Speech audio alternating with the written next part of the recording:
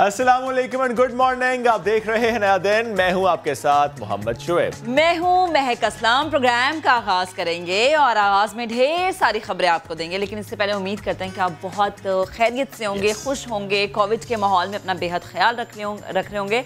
ख्याल की बात है तो हम जब देखते हैं कि एक दूसरे का ख्याल रखा जाता है तो यही चीज़ हम अपने इदारों में भी देखते हैं कि एहतसाब का ख्याल रखा जाता है, कानून सबके लिए बराबर, इस बात का ख्याल रखा जाता है। और अगर किसी के कोई तहफ़्फ़ुज़ात हो तो उनको एड्रेस किया जाता है। IG सिंध का मामला, उनके तहफ़्फ़ुज़ात और उनके हवाले से army chief general Qamar Javed Bajwa साहब ने अपना वादा पूरा किया। पाक फौज की कोर्ट ऑफ इंक्वायरी मुकम्मल हुई है और गुज़श्ता रोज़ इसकी खबर सामने आई थी। सबसे बड़ी खबर थी ISPR के मुताबिक मुतालिका जो अफसरान थे उनको जिम्मेदारी से हटा दिया गया और इसी रिपोर्ट से मुतालिक नवाज शरीफ साहब ने शायद कोई बदला लिया। उन्होंने ट्वीट किया और लिखा कि रिपोर्ट रिजेक्टेड। ये वो हैं जिन्हें रिजेक्ट किया, जिन्हें अवाम ने रिजेक्ट किया था। वो कहते हैं हम इस रिपोर्ट को रिजेक्ट करते हैं और ये वही हैं जो शायद ये भूल गए हैं कि माजी में पाक फौज में खुद एहतसाबी हुई है। पाक फौज में खुद एहतसाबी का एक मौसर निज़ाम है। थोड़ा सा हम याद दिला देते हैं नवाज शरीफ साहब को भी कि अक्टूबर 2019 गैर कानूनी सरगर्मी पर 3 मेजर अफसरान बरतरफ हुए थे, मेजर रैंक के अफसरान बरतरफ हुए थे। मई 2019 जासूसी का इल्जाम था एक ब्रिगेडियर साहब पर और इनको सजाए मौत हुई। बिल्कुल। और इसी तरह लेफ्टिनेंट जनरल जावेद इकबाल को 14 साल कैद बामुशक्कत की सजा हुई थी और रॉ के साबिक सरबरा के साथ किताब असद दुरानी की मरात रोकी गई थी। असद दुरानी वाला मामला हमें याद होगा जब किताब आई थी और इसमें उन्होंने इकट्ठे वो किताब डिस्कशन हुई थी, उसमें उन्होंने चीजें लिखी। बिल्कुल। और अगर हम बात करें 2016 अप्रैल की तो बदउनवानियों के इल्जाम में लेफ्टिनेंट जनरल मेजर जनरल फारिग हुए थे। तो गोया पाक फौज भी इस चीज को बहुत ज्यादा मौसर और बहुत ज्यादा कंफर्म करती है कि जो एहतसाब है, जो कानून है, वो सबके लिए बराबर है, कोई कानून से बालातर नहीं है। और इसीलिए शिबली फराज कल अपनी प्रेस कॉन्फ्रेंस में कहते हैं कि पाक फौज ने तो काम कर दिया, अब जरा सिंध हुकूमत हमें ये करके दिखाए कि जो पुलिस में काली भेड़ें मौजूद हैं उनका एहतसाब होना भी जरूरी है। और इसमें महक let me add one line कि नवाज शरीफ साहब ने जब कहा रिपोर्ट रिजेक्टेड तो उनको तो मालूम ही नहीं है कि किसके खिलाफ ये कार्रवाई हो रही, बिकॉज अभी वो नाम सामने नहीं आए। तो आपने कैसे कह दिया कि छोटे अफसरान को बरतरफ किया जा रहा है, छोटे अफसरान के खिलाफ एक कार्रवाई होगी, आपको मालूम ही नहीं। तो इसका मतलब है कि आपने सिर्फ एक अनाज दिखाया है, जाती अनाज दिखाया। चलिए बढ़ते हैं आगे, कुछ और मामला शेयर करते हैं। इंटरनेशनल अफेयर्स की बात हम कर लेते हैं। ज़्यादा जब हम खित्ते की बात करते हैं, हमें अपने हर हमसाये के साथ बेहतर ताल्लुकात बनाने हैं। कोशिश तो हमारी इंडिया से भी थी लेकिन वो मानता नहीं है, वो मेज़ पर आता नहीं है। और वो इस्तेमाल किसको करता है? हमारे दूसरे पड़ोसियों को, वो ईरान हो, वो अफगानिस्तान हो। और हम चाहते हैं कि हमारे उनसे बहुत अच्छे ताल्लुकात हों, ईरान से भी, अफगानिस्तान से भी। ये हम सबके लिए बहुत बेहतर है, इस खित्ते के लिए बहुत बेहतर है, बिकॉज ये स्ट्रेटेजिक सिचुएशन है इस वक्त यहाँ पर। तो इस हवाले से बड़ी अहम खबर यह कि ईरानी वज़ीर ख़ारजा मोहम्मद जवाद ज़रीफ साहब 2 रोज़ा दौरे पर पाकिस्तान में मौजूद हैं। अहम मुलाकातें उनकी होंगी, वज़ीर आज़म, वज़ीर ख़ारजा, इनसे अहम मुलाकातें। ज़ाहिर है इसमें 2 तरफ़ा अमूर पर बातचीत होती है और इससे आपके जो रिलेशनशिप्स हैं वो और बेहतर होते हैं। पाक ईरान जो ताल्लुकात हैं वो पहले तो बहुत ही बेहतरीन थे, अब मज़ीद बेहतरीन इसलिए क्योंकि वज़ीर आज़म की जो पॉलिसीज़ हैं इंटरनेशनल अफेयर्स को लेकर वो बड़ी मौसर हैं और इस लिहाज से कि हर फॉरम पर उसकी तारीफ होती है। और इसमें महक ईरान ने स्पेशली इंडिया को गुड बाय कह भी दिया, उन्होंने कहा निकलो यहाँ से। बिल्कुल। आप जब ये बात कर रहे थे ना, मैं सोच रही थी कि इंडिया अफगानिस्तान की सरजमीन तो इस्तेमाल करता ही है और 12 इससे मुतालिक हम रिपोर्ट भी देते हैं अपने नाज़रीन को, लेकिन ईरान पे उसका अब इतना जोर नहीं चलता। अब नहीं चलता। चाबहार पर उसने बड़ी इन्वेस्टमेंट की थी लेकिन वो इन्वेस्टमेंट ज़ाया हो गई। उन्होंने कहा चलो निकलो बाहर, अपने अपने घर जाओ। चलिए और भी बहुत सारी इन्वेस्टमेंट थी उन सब पे, उन्होंने कह दिया निकलो यहाँ से बाहर। अच्छा जी, अब जरा हम बढ़ते हैं आगे और कराची की बात करते हैं। कराची सर्कुलर रेलवे की बात करते हैं। सख्त अदालती अहकामात के बाद पाकिस्तान रेलवे ने 16 नवंबर, आज से 3-4 दिन बाद, कराची सर्कुलर रेलवे को मरहलावार स्टेप वाइज बहाल किया जाएगा, ये दावा किया गया है। सवाल एक कराचियाइट का ये है, क्या ये दावा पूरा हो सकेगा? क्या ये वादा वफा होगा? क्योंकि ज़ाहिर है महक उससे मुतालिक हम देखते आए, हमने रिपोर्ट की है कि कहीं पर ट्रैक नहीं है और कहीं पर तजावुज़ात हैं। तजावुज़ात को का खात्मा ये भी एक बड़ा चैलेंज रहा है, बट ज़ाहिर है जब तक ट्रैक मुकम्मल नहीं होगा तब तक कैसे चलेगी? वो देखा जब तजावुज़ात गिरा भी दी जाती हैं तो अवाम का रद्द-ए-अमल इतना शदीद होता है कि जो गिराने आते हैं वो बेचारे वापस चले जाते हैं। अवाम का रद्द-ए-अमल भी अगर शदीद और उसके ऊपर भी अगर काबू पा लिया जाए, लेकिन उसके बाद बाद भी फिर अवाम को तहफ़्फ़ुज़ात होते हैं कि हमें कोई दीगर जगह नहीं मुहैया की गई। अवाम ने बड़ी मुश्किलात, एक वैलिड उनका पॉइंट होता है, अवाम ने बड़ी मुश्किलात देखी हैं। तो खुदारा अगर 16 नवंबर की बात की जा रही तो आई थिंक इसको पूरा करना चाहिए। ये मेरे ख्याल में हो जाएगा, बिकॉज ये मरहलावार बात हो रही है। एक पैच है जिस पर चलाई जाएगी तो डेफिनेटली वहां पर काम मुकम्मल हो चुका होगा। चलिए जी बढ़ते हैं आगे। और मीरा जी की बात। मीरा जी क्या कहती है मीरा जी? मीरा जी ने कहा जी खुद को एहतसाब के लिए उन्होंने पेश कर दिया है और उन्होंने कहा कि कोई फंड्स लेने के इल्जामात अगर साबित हो जाते हैं तो खुद को सरेआम फांसी लगा लूंगी। बहुत जज्बात नहीं मीरा जी नहीं, ऐसा ना कहें, ऐसा ना कहें। ठीक है एहतसाब के लिए पेश करना चाहिए अपने आप को, लेकिन उन्होंने कहा है किरण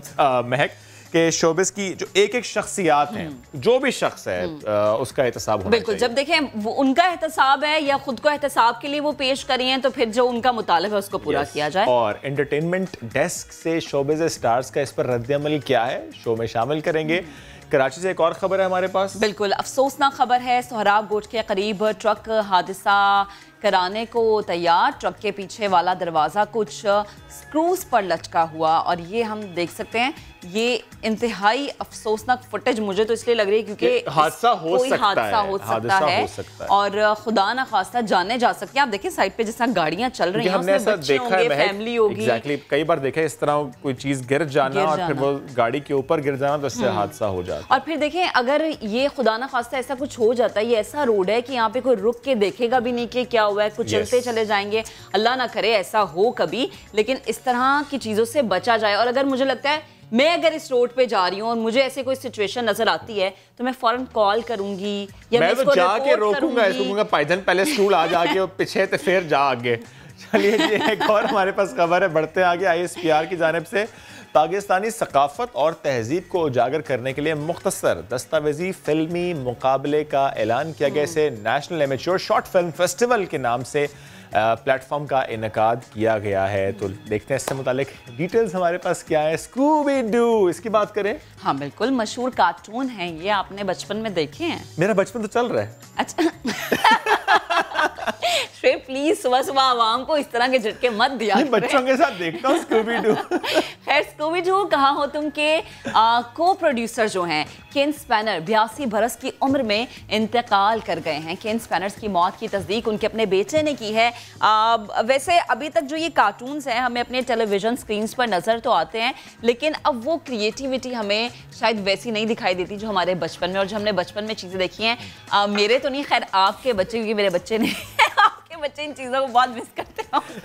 नहीं मेरे बच्चों को मिला मैं ना वो baby shark do do do do do do do, और डोरेमोन भी, खैर डोरेमोन भी है, कोकोमेलन भी है, बहुत सारे कार्टून में तो याद हो गए सारे कार्टून। देखिए ये अम्मा अब्बा को याद होते हैं बहुत सारी चीजें, बहुत सारी बातें आपको भी याद होंगी जो कि हमने अपना गुज़श्ता प्रोग्राम्स में की हैं। हम मुसलसल महंगाई की बात करते रहते हैं, महंगाई बढ़ गई है, निर्ख बढ़ गए हैं और जो लिस्टें लगती हैं उसके मुताबिक चीजें नहीं। फिर मार्केट्स में गए, मैं गई, हमने चीजों को देखा, आप तक खबरें पहुंचाई।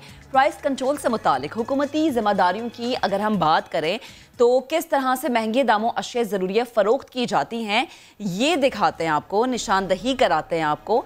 आपको एक बात याद होगी कि पिछले हफ्ते जब हमारे साथ तैमूर तालपुर साहब मौजूद थे, पाकिस्तान पीपल्स पार्टी के रहनुमा है, तो उन्होंने हमसे ऑन एयर ये वादा किया था कि वो खुद मार्केट में जाएंगे, प्राइस लिस्ट चेक करेंगे और जो उनके साथ जाएंगे वो मेरे को एंकर श्रेब होंगे। तो कल ये गए और डिस्ट्रिक्ट कमिश्नर को लेकर कराची की एक मार्केट में पहुंचे। वहां क्या थी सूरत हाल, दुकानदारों का शिकवा भी अब मानी रखता है क्योंकि खरीदार भी परेशान है और बेचने वाले भी परेशान है। तो जो शहरियों के और दुकानदारों के तासुरात हैं वो हम दिखाते हैं। बिल्कुल। पाकिस्तान में सबसे बड़ा मसला महंगाई है, लोग परेशान हैं। रोजाना हम आवाम की राय आपके सामने रखते हैं और ये सवाल जरूर करते हैं कि हुकूमत क्या कर रही है, वो चाहे वफाकी हुकूमत हो या कि सूबाई हुकूमत हो। जब हम सूबाई हुकूमत की बात करते हैं, चंद रोज पहले सिंध हुकूमत के रहनुमा सूबाई वजीर तैमूर तालपुर साहब साथ मौजूद थे और उन्होंने कहा था कि आप आए मेरे पास, हम ऑन ग्राउंड जाकर देखेंगे, हम मार्केट्स का विजिट करेंगे और हम देखेंगे कि वाकई क्या असिस्टेंट कमिश्नर, डिप्टी कमिश्नर उस तरीके से काम कर रहे हैं या नहीं कर रहे, क्या आवाम को रिलीफ मिल रहा है या नहीं मिल रहा। बिकॉज कमिश्नर की लिस्ट से मैच करते हुए हमें रेट्स नजर नहीं आते। एक किलो पर 100 रुपए एक्स्ट्रा चार्ज किया जा रहा है। जाहिर है आवाम परेशान है। That is the reason we are here with Taimur Talpur साहब. अस्सलाम वालेकुम सर. वालेकुम. Sir thank you so very much. मुझे सर प्लीज़ ये बताइएगा कि हुकूमत के लिए ज़ाहिर एक बड़ा चैलेंज, एक बड़ा मसला है कि महंगाई है, लोगों को रिलीफ फराहम करना, बिकॉज ज़ाहिर है आवाम ने आपको वोट दिया है. आप लोगों की तरफ से, काबीना की तरफ से, एज एन इंडिविजुअल आपकी तरफ से क्या हिदायत होती हैं कमिश्नर को, असिस्टेंट कमिश्नर्स को, डिप्टी कमिश्नर्स को, कि कैसे चीज़ों को मैनेज कर रहे हैं वो लोग? बिस्मिल्लाह. सबसे पहले तो वेलकम हियर शुएब साहब. हमारे पास एक बहुत ही डाइवर्स सिचुएशन चल रही है. प्राइसेस जो है वो हम फिक्स नहीं करते. Majority of the items the prices are fixed by the federal government. जो आज ये बुरान आया हुआ है हमारे पास कीमतों का, शुगर क्राइसिस, वीट क्राइसिस, आपने देखा है मेडिसिन को हमने 250%, 94 लाइफ सेविंग ड्रग्स की कीमत 250% प्राइम मिनिस्टर ने बढ़ा दी है. और जो रीज़न बताते हैं उसको बढ़ाने का वो भी हमारी समझ से बाहर है. तो अवेलेबिलिटी की बात करते हैं कि अवेलेबिलिटी जी, तो जब वो 250% कीमत बढ़ा देगा तो अवेलेबल होगी तो खरीदेगा कौन? सही बात. खान साहब के तो फ्री है, मेरा तो मेडिकल फ्री है, पर जो आम आदमी है उसकी तो पहुंच से बाहर चली गई लाइफ सेविंग ड्रग. यहाँ पर सिचुएशन को कंट्रोल करने के लिए बहुत स्ट्रिक्ट मेजर्स लिए हैं चीफ मिनिस्टर सिंध ने. मिनिस्टर्स की ड्यूटियाँ लगती हैं ऑफ एंड ऑन. उनको एरियाज़ मिलते हैं कि फ़लाने एरिया में जाके चेक करके आओ. अच्छा. हालांकि ये काम वैसे एसीज़ का है, मुख्तियार कार्स का है, मे बी डीसीज़ का है, but we have instructions from the chief minister off and on, so we keep doing that. जब आपके शो में मैं आया था उससे कुछ दिन पहले मेरी एक विज़िट हुई थी जिसमें हमने एक ही एरिया में 3 दुकानों को तो मेरे सामने 50-50 हज़ार का जुर्माना दिया था. और उसके अलावा खैर डीसी तो चल रहे थे अपने तरीक़ेकार से. मैं ये नहीं कह रहा कि हर जगह पर प्राइसेस जो ऑन द लिस्ट है वैसी हैं, पर हमारी पूरी कोशिश है कि हम कंट्रोल करें. कंट्रोल करने का तरीका क्या है? पीनलाइज करना, समझाना और उनको पेनल्टीज़ देना. और जैसे मैंने आपको कहा था, आज भी आप जहाँ कहें, जिस मार्केट में कहें, हम जाने को तैयार हैं. जाके देखेंगे. आई एम श्योर काफ़ी जगह पे इम्प्लीमेंटेशन होगी और जहाँ पर नहीं होगी वी विल इंशाल्लाह ताला take action, not just for the prices but for the SOPs as well is very important. आजकल जिस तरह से कोरोना बढ़ गया और जो परसेंटेज हो गई है, the situation is very critical. So we'll इंशाल्लाह go and we'll check out both the things जहाँ भी आपको पसंद है. ज़बरदस्त. तो हम फिर किसी मार्केट में भी सर को लेकर चलते हैं और sir assistant commissioners, deputy commissioners भी साथ वहाँ पर मौजूद होंगे. आप मुझे बता दें किस एरिया में जा रहे हैं. ठीक है. तो विल गिव देम 15-20 मिनट्स ताकि वो भी वहाँ पर पहुँच जाएँ जहाँ भी आप चाहते हैं. यानी फॉर एग्जांपल हम दिल्ली कॉलोनी की मार्केट जाएं तो जितनी देर में हम पहुंचेंगे तो टीम वहां पर पहुंच सकती है. विल गिव देम 20 मिनट्स और हाफ. ठीक है. तो हम ऐसे ही करते हैं, दिल्ली कॉलोनी की मार्केट चलते हैं, वहां जाकर दुकानों पर भी देखते हैं कि ये 2 मामला हैं. एक तो SOPs का मामला और एक दूसरा जो बड़ा मामला है, वैसे तो दोनों ही बड़े मामले हैं, वो ये कि अगर 1 किलो पर 100 रुपये कोई ज़्यादा चार्ज कर रहा है और 90 से 100 रुपये, तो ज़ाहिर है आवाम परेशान है क्योंकि शहर बहुत बड़ा है, चैलेंजेस बहुत ज़्यादा हैं, बहुत सी मार्केट्स हैं, बहुत सी दुकानें हैं. हर दुकान को चेक करना एक बड़ा चैलेंज है, हुकूमत के लिए भी, इंतज़ामिया के लिए भी. तैमूर साहब, मेरा सवाल आपसे ये है कि जब भी हम किसी असिस्टेंट कमिश्नर से, डिप्टी कमिश्नर से या कमिश्नर से या एडमिनिस्ट्रेटर से बात करने की कोशिश करते हैं, हमें ये जवाब मिलता है कि हमें मना किया गया है मीडिया से बात करने से, हमें हुकूमत की तरफ से मना किया गया है. सर ज़ाहिर है कुछ सवाल होते हैं जो कि हमें उनसे करने होते हैं जब हम अवामी रिलीफ से मुतालिक बात करते हैं, बिकॉज ज़ाहिर है एक्शन उन्होंने लेना है और एक्शन लेते हैं. मैं ये नहीं कह रहा एक्शन लेते नहीं है, बट सवाल का जवाब नहीं देते. क्या ऐसे डायरेक्शन हुकूमत की तरफ से सर? ये एक अवामी हुकूमत है और हमारा फ़र्ज़ है कि हम आवाम के हर सवाल का जवाब उनको दें. बिल्कुल. और ज़रिया क्या है? ज़रिया मीडिया है, प्रेस है. सर, जब भी हम आवाम से सवाल करते हैं और आवाम हमें एक बात ज़रूर कहती है, और आवाम ये कहती है कि हमें ना हुकूमत नज़र आती है, हमें ना इंतज़ामिया नज़र आती है. देखिए, हुकूमत आपके साथ बैठी हुई है. बिल्कुल ऐसे है. पता होता तो पहले जो मेरी विजिट्स थी उस पर भी मैं समा की टीम को और आपको शोएब भाई बुला लेता कि चल के विजिट मेरे साथ करें. अब मेरा ख्याल है बस we are near to the Delhi market. अब चलते हैं वहाँ पर और देखते हैं जिस टॉपिक पर आज हम बात करने आए हैं कि क्या आवाम को सस्ती अशिया मिल रही हैं. सस्ती अशिया से मेरी मुराद है कि जो कमिश्नर लिस्ट पर लिखा होता है, क्या उस दाम अशिया मिल रही हैं. वो आटा है, चावल है, दालें हैं, सब्ज़ी है, फल है और इसके साथ साथ दूध, अंडे और गोश्त.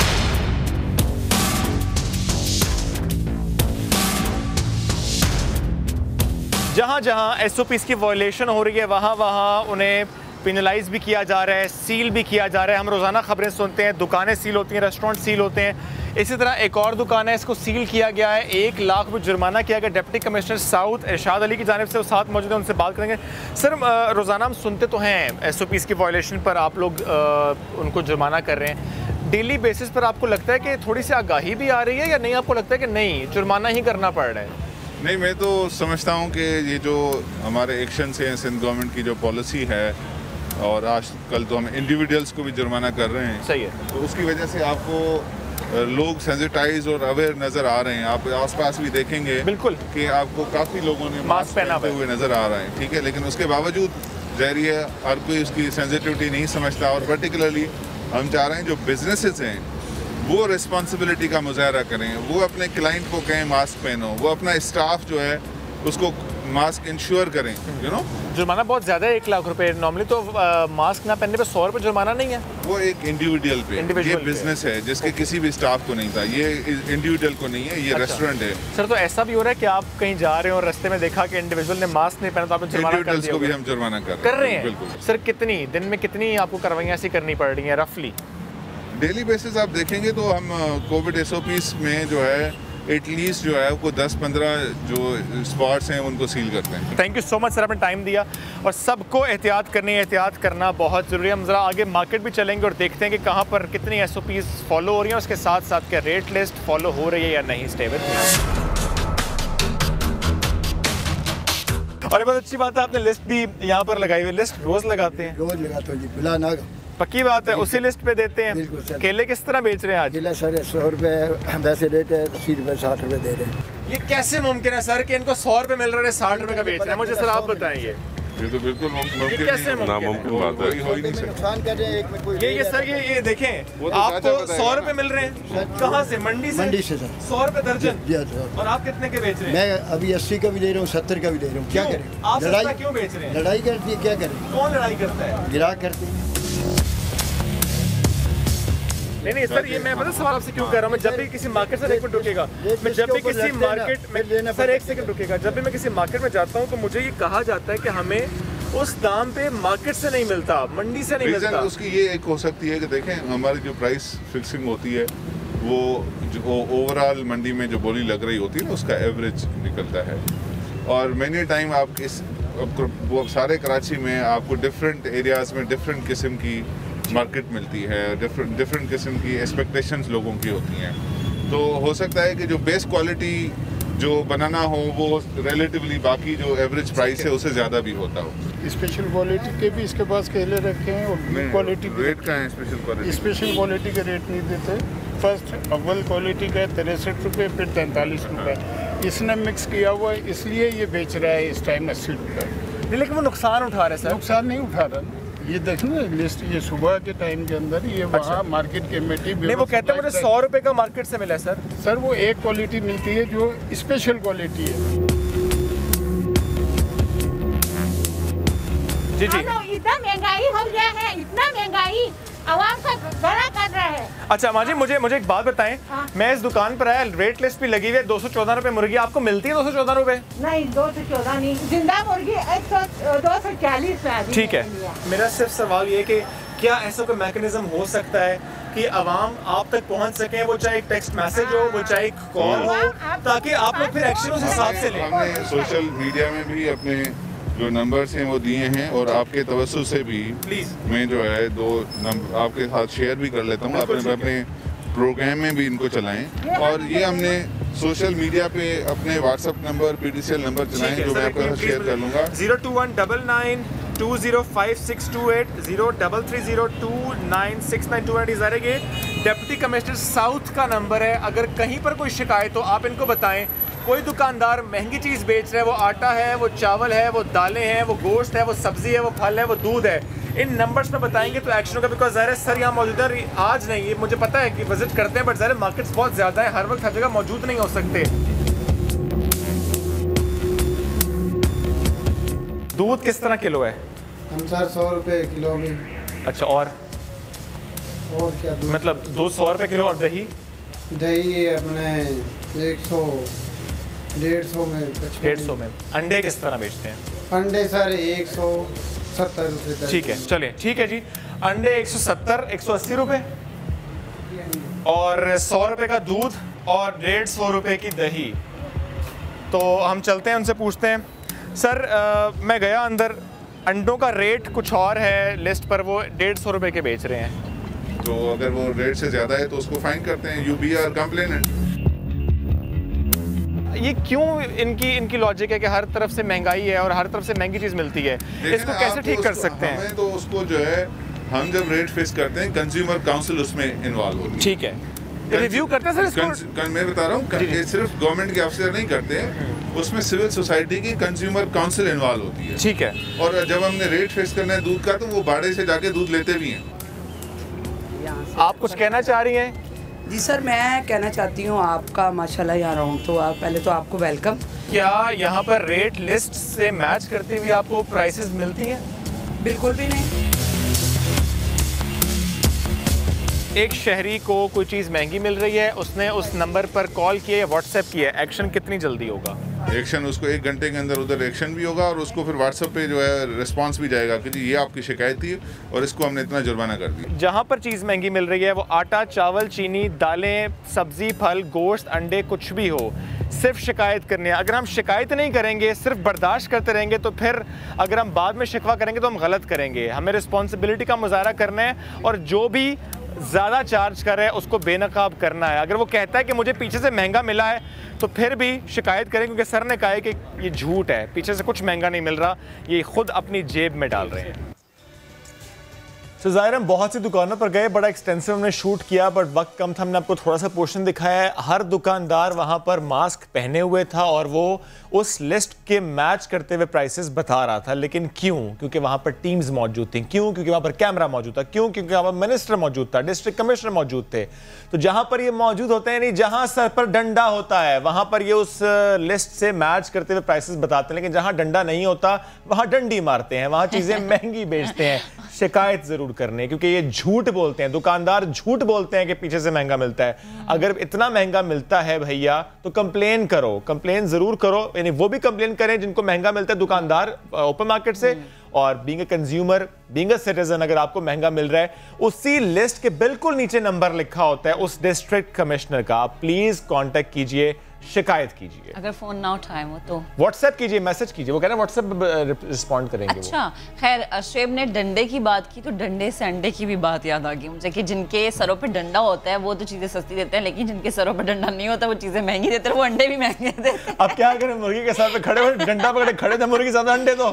देखिए ना, आवाम के लिए और मुश्किल है कि हर साल सर्दी आती है, हम देखते हैं कि अंडे महंगे हो जाते हैं, लेकिन इस बार तो लगता है कि जैसे अंडे जो हैं उनकी कीमतें आसमानों पे चली गई। देखिए महक, अभी जब हमने बात की उन्होंने कहा 170 रुपए, और ये तो एक आम दुकान थी। आप किसी सुपर स्टोर पर जाएं 220, 240 रुपए के दर्जन अंडे मिलते हैं, जिन्हें मैं कहता हूँ ब्रांडेड अंडे। करेंगे बात इन महंगे अंडों से मुतालिक ब्रेक के बाद।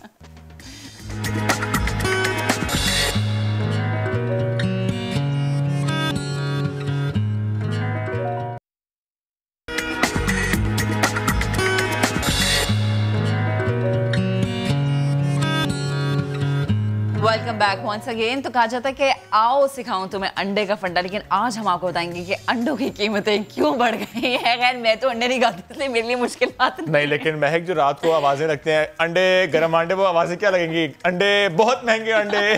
आप ये भी काम कर सकते हैं, आपको पता है, मिलके ना कर लें। नहीं ज्वाइंट वेंचर करते हैं, ज्यादा बिकेंगे, आपकी फॉलोइंग भी ज्यादा महक। अल्लाह अकबर।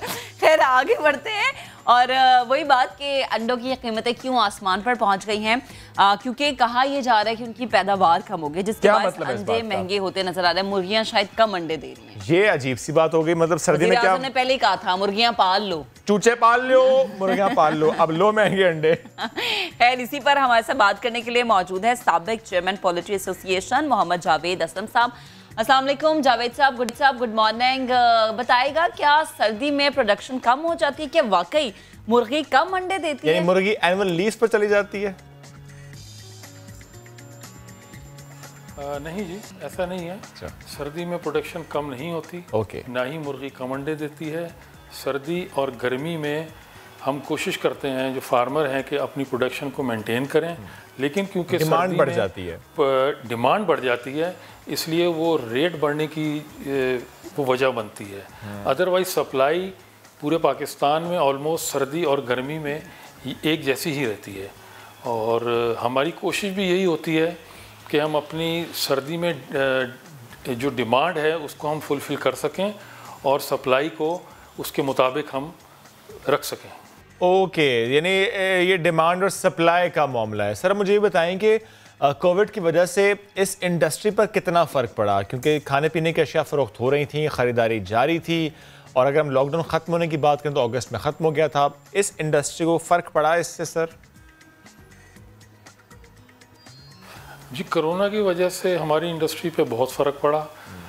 हमारी जो ये इंडस्ट्री है ये कमर्शियल सेक्टर के लिए इसकी सप्लाई अंडे की बहुत जाती है, जैसे कि बेकरीज़ हैं, बिस्किट फैक्ट्रीज़ हैं, होटल्स हैं, कैंटीन्स हैं, तो वहाँ पे इसकी सप्लाइयाँ कम हो गई, जिस वजह से हमारी जो डिमांड है वो ऑब्वियसली वो कम हुई उससे, और हमें अपनी प्राइसेस जो है ना वो बिलो कॉस्ट जाके हमें मिलने लगी अपनी प्रोडक्ट की प्राइस। उसकी वजह से हमारे तकरीबन कोई 30% फार्म हमारे बंद हो गए इस कोविड में, और उसके बाद लोगों ने नई प्लेसमेंट भी नहीं की चिक्स की। अगर वो उस वक्त नई प्लेसमेंट कर लेते तो आज शायद ये रेट इतना हाई ना जाता और हमें वो अंडा नई प्रोडक्शन में मिलता रहता। लेकिन क्योंकि अब थोड़ा सा रेट हाई हुआ है, अब लोगों ने नए चिक्स को प्लेसमेंट करनी शुरू कर दी है, तो हमें उम्मीद है कि अप्रैल या मार्च या अप्रैल में इसको हम हो सकता है नए ये अंडे का रेट थोड़ा सा नीचे आने लग जाए, और हमें उस हवाले से जो हमारी जो डिमांड अभी ज़्यादा हुई है वो हमारी सप्लाई उसको कवर कर जाए। और आने वाले वक्त में हमें उम्मीद है कि इंशाल्लाह जैसे कि कुछ ये प्राइसेस हमारी बढ़ गई हैं, ग्रेन्स की हमारी इंपोर्ट ड्यूटीज़ कुछ बढ़ी हुई हैं, हमारा जो बिजली का टैरिफ है वो 15 रुपये से बढ़ के वो 25-26 रुपये पे चला गया है। इसी तरह सोयाबीन है 60 रुपये से 95 रुपीज़ किलो हो गई है। कैनोला मील है वो कोई 40 रुपये से 65 रुपये हो गया, और सारी ऐसी चीज़ें हैं जो इसमें मकई डलती है वो 1000 रुपये मन से अब 1300 रुपये मन की बातें उसकी हो रही हैं। तो हमें ये जो फैक्टर हैं सारे इंक्रीज़ ऑफ हमारी फीड की जो मैन्युफैक्चरिंग है उसमें जो ये सब काम आता है, तो वो हमारा इंक्रीज़ कर गया है। इसी वजह से हमारी फीड की बोरी महंगी हो गई और हमें कॉस्ट ऑफ प्रोडक्शन हमारी महंगी हो गई, और अंडा आज जो है वो इसीलिए इस प्राइस पे मिल रहा है कि हमें हर चीज़ें महंगी ख़रीदनी पड़ रही हैं, हमारी इंपोर्ट्स भी महंगी हुई हैं। ठीक। अच्छा जावेद साहब, ये भी बताएगा कि डिमांड बढ़ने की वजह से हर साल कीमतें दुगनी हो जाती हैं, हर साल सप्लाई में कमी आखिर क्यों आती है? बतौर चेयरमैन आप लोग इस चीज़ की तैयारी पहले से क्यों नहीं करते हैं? देखें जी, हर साल दुगनी तो नहीं होती, लेकिन तकरीबन कोई 10% तो प्राइस बढ़ जाती है हर चीज़ की, और उसी हवाले से हमें अगर हमारी प्रोडक्ट की मैन्युफैक्चरिंग में या प्रोडक्शन में हमारी जो है वो फीड मैन्युफैक्चरिंग में महंगी मिलेगी चीज़, तो लाजमी है हमारी भी प्रोडक्ट महंगी होगी और हमें उसकी प्राइस जो है वो बढ़ानी पड़ेगी। तो यही फैक्टर्स हैं कि जिसकी वजह से हमारी प्रोडक्शन जो है वो उसके साथ हम जो मैच नहीं करती, जो हमारी जो इनपुट्स हैं वो महंगी होती हैं और फिर हमें प्रोडक्ट अपनी महंगी करनी पड़ती है। तो ये वैसे भी ये एक चीज़ है कि ये डिमांड एंड सप्लाई पे होता है। महंगी तो अब कहें कि लोग कहते हैं कि जी फार्मर ने इसको महंगा कर दिया, लेकिन होता तो ये डिमांड एंड सप्लाई पे है। आप देखते होंगे कि गर्मी के टाइम पे ये अंडा 100 रुपये से नीचे भी आ जाता है और सर्दी के टाइम पे ये बढ़ भी जाता है। तो ये ऊपर नीचे इसका रहता है। ये वाहिद चीज़ है मेरा ख्याल है ऐसी खाने की जिसकी प्राइस बढ़ती भी है और गिरती भी है। तो ये डिमांड एंड सप्लाई पे ही टोटल चलता है और हमें भी ये इसको क्योंकि हम ख़ुद इसके प्रोड्यूसर हैं, हमारी अपनी कोशिश होती है कि प्राइसेस बहुत ज़्यादा ना हो, लेकिन क्योंकि हमें चीज़ें महंगी मिलती हैं, हम उसकी वजह से अपनी फ़ीड हमारी महंगी बनती है, हमारी इलेक्ट्रिसिटी महंगी है, तो हमें अपनी प्राइस जो है वो लेनी पड़ती है थोड़ी सी इस तरह के हम उसको प्रॉफिट कर लें, लेकिन अभी भी हम इसको बहुत ज़्यादा प्रॉफिट में नहीं है ये इंडस्ट्री। ये आप अगर देखें तो ये बहुत ज़्यादा प्रॉफिट में नहीं है इंडस्ट्री। आने वाले वक्त में अल्लाह करे कि थोड़ी सी प्राइसेस नीचे आ जाएं इसकी मटेरियल्स की और बाकी चीज़ों की, तो ये शायद थोड़ा सा फार्मर इसकी तरफ कुछ इसकी प्रोडक्शन बढ़ाने की तरफ आ जाए। सर, आप बार बार एक बात करें डिमांड एंड सप्लाई की, यही हमारा सवाल भी था कि पहले से क्यों नहीं सोचा जाता, पहले से क्यों स्टेप्स नहीं लिए जाते उन मंथ्स में कि फिर सर्दी में प्रोडक्शन बढ़ जाए और वो डिमांड जो है वो मीट आप कर पाएँ। और ज़रा अगर ऐसा करेंगे तो फिर तो चीज़ें बेहतर हो जाएंगी। लेकिन साथ साथ मुझे बता दें सर कि क्या फिर हम इस साल की तरह, या बल्कि कहना चाहिए कि हर साल भूल जाएं कि सर्दी में अंडा बहरहाल महंगा ही होगा? जी, अभी तो फ़िलहाल कम होने की सूरत हाल नहीं है अंडे की कीमत की। ये कहीं मार्च में जाके अंडे की प्राइस नीचे आएगी और उस वक्त नई प्रोडक्शन भी आ जाएगी, क्योंकि अभी प्लेसमेंट्स हो रही हैं, उस वक्त डिमांड भी कम हो जाएगी। डाल रहा है और मार्च से ऑनवर्ड कुछ प्राइसेस इसकी नीचे आ जाएंगी। फ़िलहाल नहीं आएंगी, फ़िलहाल इसने थोड़ा सा अभी और इंक्रीज करना है प्राइसेस ने, क्योंकि अभी डिमांड बढ़ रही है और सप्लाई हमारी ठीक है अभी डिमांड बढ़ रही है, इसलिए आपको लगता है कि अभी प्राइस नहीं। मोहम्मद जावेद असलम साहब, साबिक चेयरमैन पोल्ट्री एसोसिएशन, बहुत शुक्रिया, साथ मौजूद थे आप। लेकिन अगर यही स्टेप्स थोड़े से पहले ले लिए जाते, वो चिक्स से मुताल्लिक हों, तो ज़ाहिर है प्रोडक्शन बढ़ जाती और अभी अंडे महंगे, आवाम को भी सहूलत मिल जाती। कि हमने देखा कि सर्दियों में अगर डिमांड बढ़ती है तो ये होना चाहिए कि पहले से मालूम होता है कि डिमांड बढ़ेगी, जिस चीज़ की डिमांड है आप उसके लिए इकदाम करें। खैर, आगे बढ़ते हैं, इकदाम तो बहुत सारे होने चाहिए। लाहौर में स्मोक को रोकने के लिए जो हमने कल भी बात की थी कि इकदाम हो रहे हैं, लेकिन फिर भी स्मॉग जो है लाहौर में मौजूद है और काफ़ी ज़्यादा हद तक मौजूद है। धुएं और गर्दो गुबार की वजह से मोटरवे पर मुसाफिरों को भी परेशानी का सामना करना पड़ रहा है।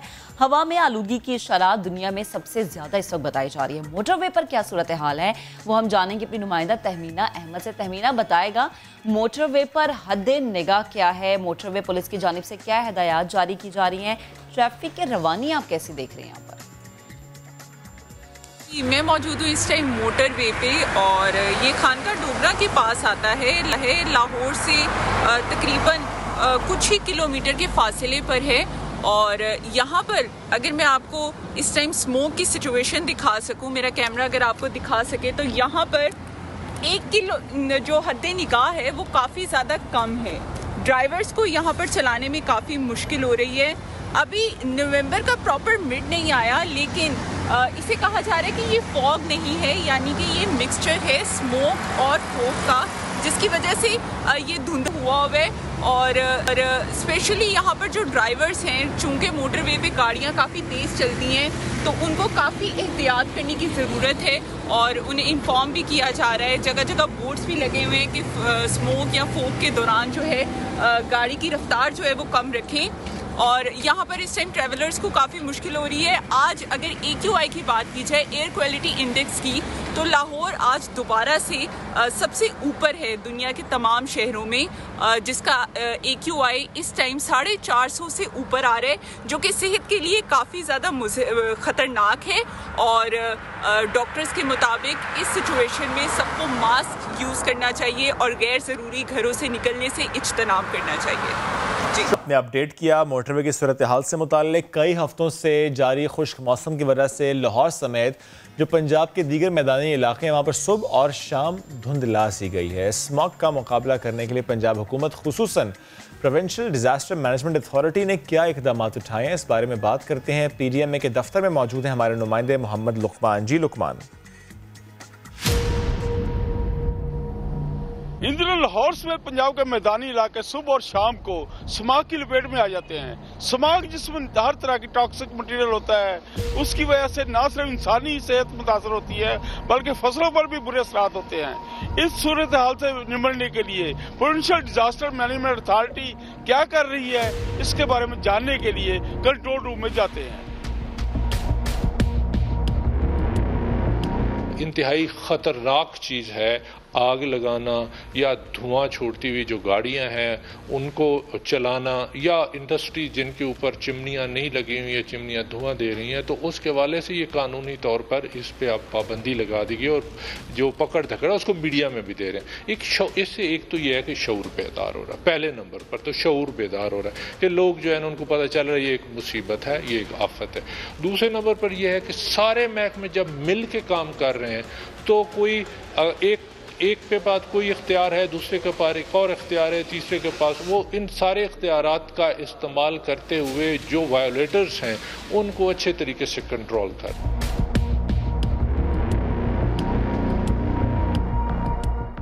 जैसा कि पीडीएम हुकाम ने बताया कि इस बार स्मॉग को कैलेमिटी करार दिया गया है, जिसकी वजह से मैनेजमेंट आसान हो गई है।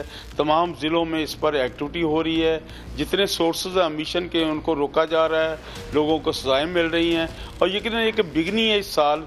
आने वाले सालों में यकीनन ये एक ज़्यादा कम्प्रिहेंसिव तरीके से इसको कंट्रोल किया जा सकेगा। कैमरामैन लियाकत बशीर के साथ मोहम्मद लुकमान, समा, लाहौर। लुकमान हमारे साथ मौजूद है, हमें बता रहे थे। खैर थोड़ा आगे बढ़ते हैं और सकाफत की अगर बात हो जाए तो एक शहर में तमाम सूबों की नुमाइंदगी, तमाम सूबों का मौजूद होना कैसे मुमकिन है? किस शहर की बात हो रही है कि मेरे शहर की बात तो नहीं हो रही? हैरान मत हो, फराह रब्बानी आपको दिखाएंगी कि उन्होंने तमाम सूबों की सकाफत को कहाँ कैसे इकट्ठा देखा। बिल्कुल, इस्लामाबाद में छाई है खूबसूरत सकाफतों की बहार, क्योंकि यहाँ चल रहा है लोक मेला। 6 तारीख से शुरू हुआ मेला 15 तारीख तक जारी रहेगा। इस वक्त मैं मौजूद हूँ जम्मू कश्मीर की साइट पर। यहाँ पर डिफरेंट प्लॉट्स बनाए गए हैं, डिफरेंट स्लॉट्स बनाए गए हैं मुख्तलिफ सूबों के। तो इस वक्त आप देख भी रहे होंगे कश्मीरी टोपी, कश्मीरी शॉल मैंने पहनी है। तो मैं आपको अभी सैर कराऊंगी जम्मू कश्मीर की और आपको दिखाऊंगी कि यहाँ पर क्या क्या है। लाइव म्यूजिक चल रहा है, कश्मीरी म्यूजिक है, साथ ही साथ कपड़े हैं खूबसूरत से। सकाफत में जो जो कश्मीर के रंग हैं वो सारे यहाँ पर हैं। इसके बाद हम बलोचिस्तान भी जाएंगे।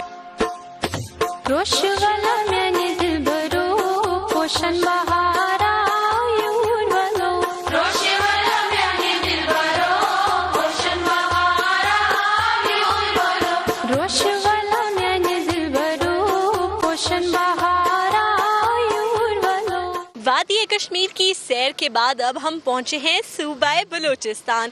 खूबसूरत पाकिस्तान का एक बेहतरीन सूबा है। रकबे के लिहाज से तो बहुत बड़ा है, लेकिन आबादी के लिहाज से छोटा है। अब हम यहाँ आपको सैर कराएंगे और दिखाएंगे बलोची कपड़े भी, बलोची जूते भी, बलोची खाबे भी और बहुत कुछ। चलिए।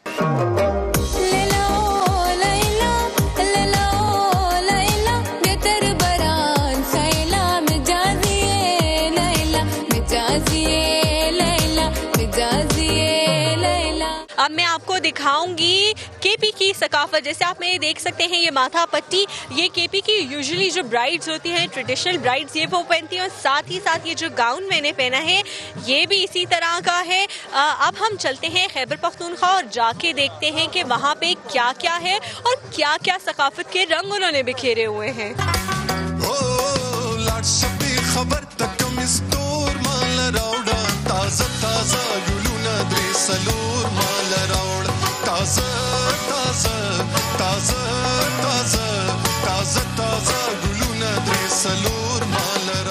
सिंध पेविलियन में भली कार, यहाँ पर हम आपको सैर कराएंगे सिंध की इलाकाई। सिंध खूबसूरत, सिंध की सबसे कदीम सकाफत है, सबसे खूबसूरत सकाफत है। ख़वातीन के कैसे काम करती हैं, खेतों में कैसे काम करती हैं, खड्डी के ऊपर, वो हम आपको दिखाएंगे। साथ ही साथ क्या क्या दस्तकारी, क्या क्या कपड़े हैं वो दिखाएंगे।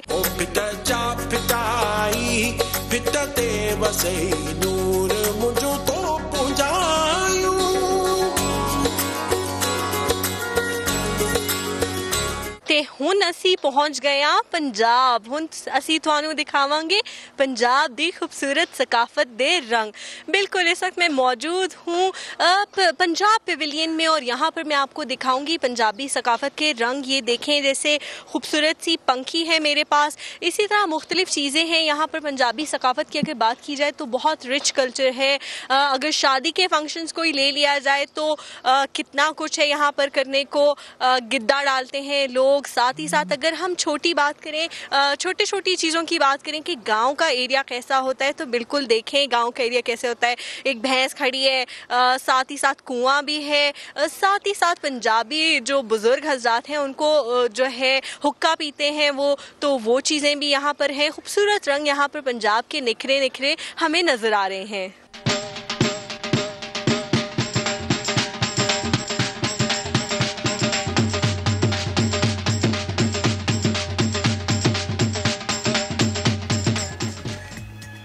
कहा था ना मेरे शहर की बात है, मान गए अब आप। हम नाच रहे थे जब रिपोर्ट चल रही थी। नहीं तो वो तो हम रिपोर्ट में कर रहे थे ना, दिखा रहे थे हम जो जिस सकाफत की बात हुई स्ट्रे मुझे वैसा डांस भी दिखा रहे हैं। आपको नहीं दिखाएंगे, आपको नहीं दिखाएंगे भाई, ये ऑफ द रिकॉर्ड बात है। ये ऑफर महदूद ऑडियंस के लिए थी।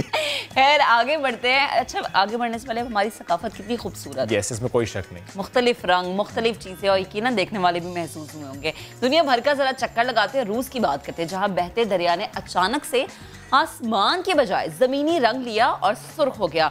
इस मंजर को लोगों ने अपने कैमरों में महफूज किया, जबकि इस दरिया की तस्वीर भी सोशल मीडिया पर वायरल हो रही हैं। आप देख भी सकते हैं कि किस तरह से सुर्ख हुआ। और हुकाम इस बात को जानने की कोशिश करें कि ऐसी क्या चीज़ शामिल हुई इस दरिया में, या क्या वजह थी कि दरिया के पानी का रंग अचानक से चेंज हो गया और सुर्ख हो गया। ये हो सकता है कोई ऐसे मिनरल्स वहां पर निकले हों जिसकी वजह से, गैसेस हो सकते हैं, मिनरल्स हो सकते हैं, क्योंकि रेड सी अगर हम देखें तो जाहिर है उससे मुतालिक भी यही कहा जाता है कि वहां पर मिनरल्स ऐसे हैं जिसकी वजह से उसका रंग सुर्ख है। अच्छा जी, बढ़ते हैं आगे।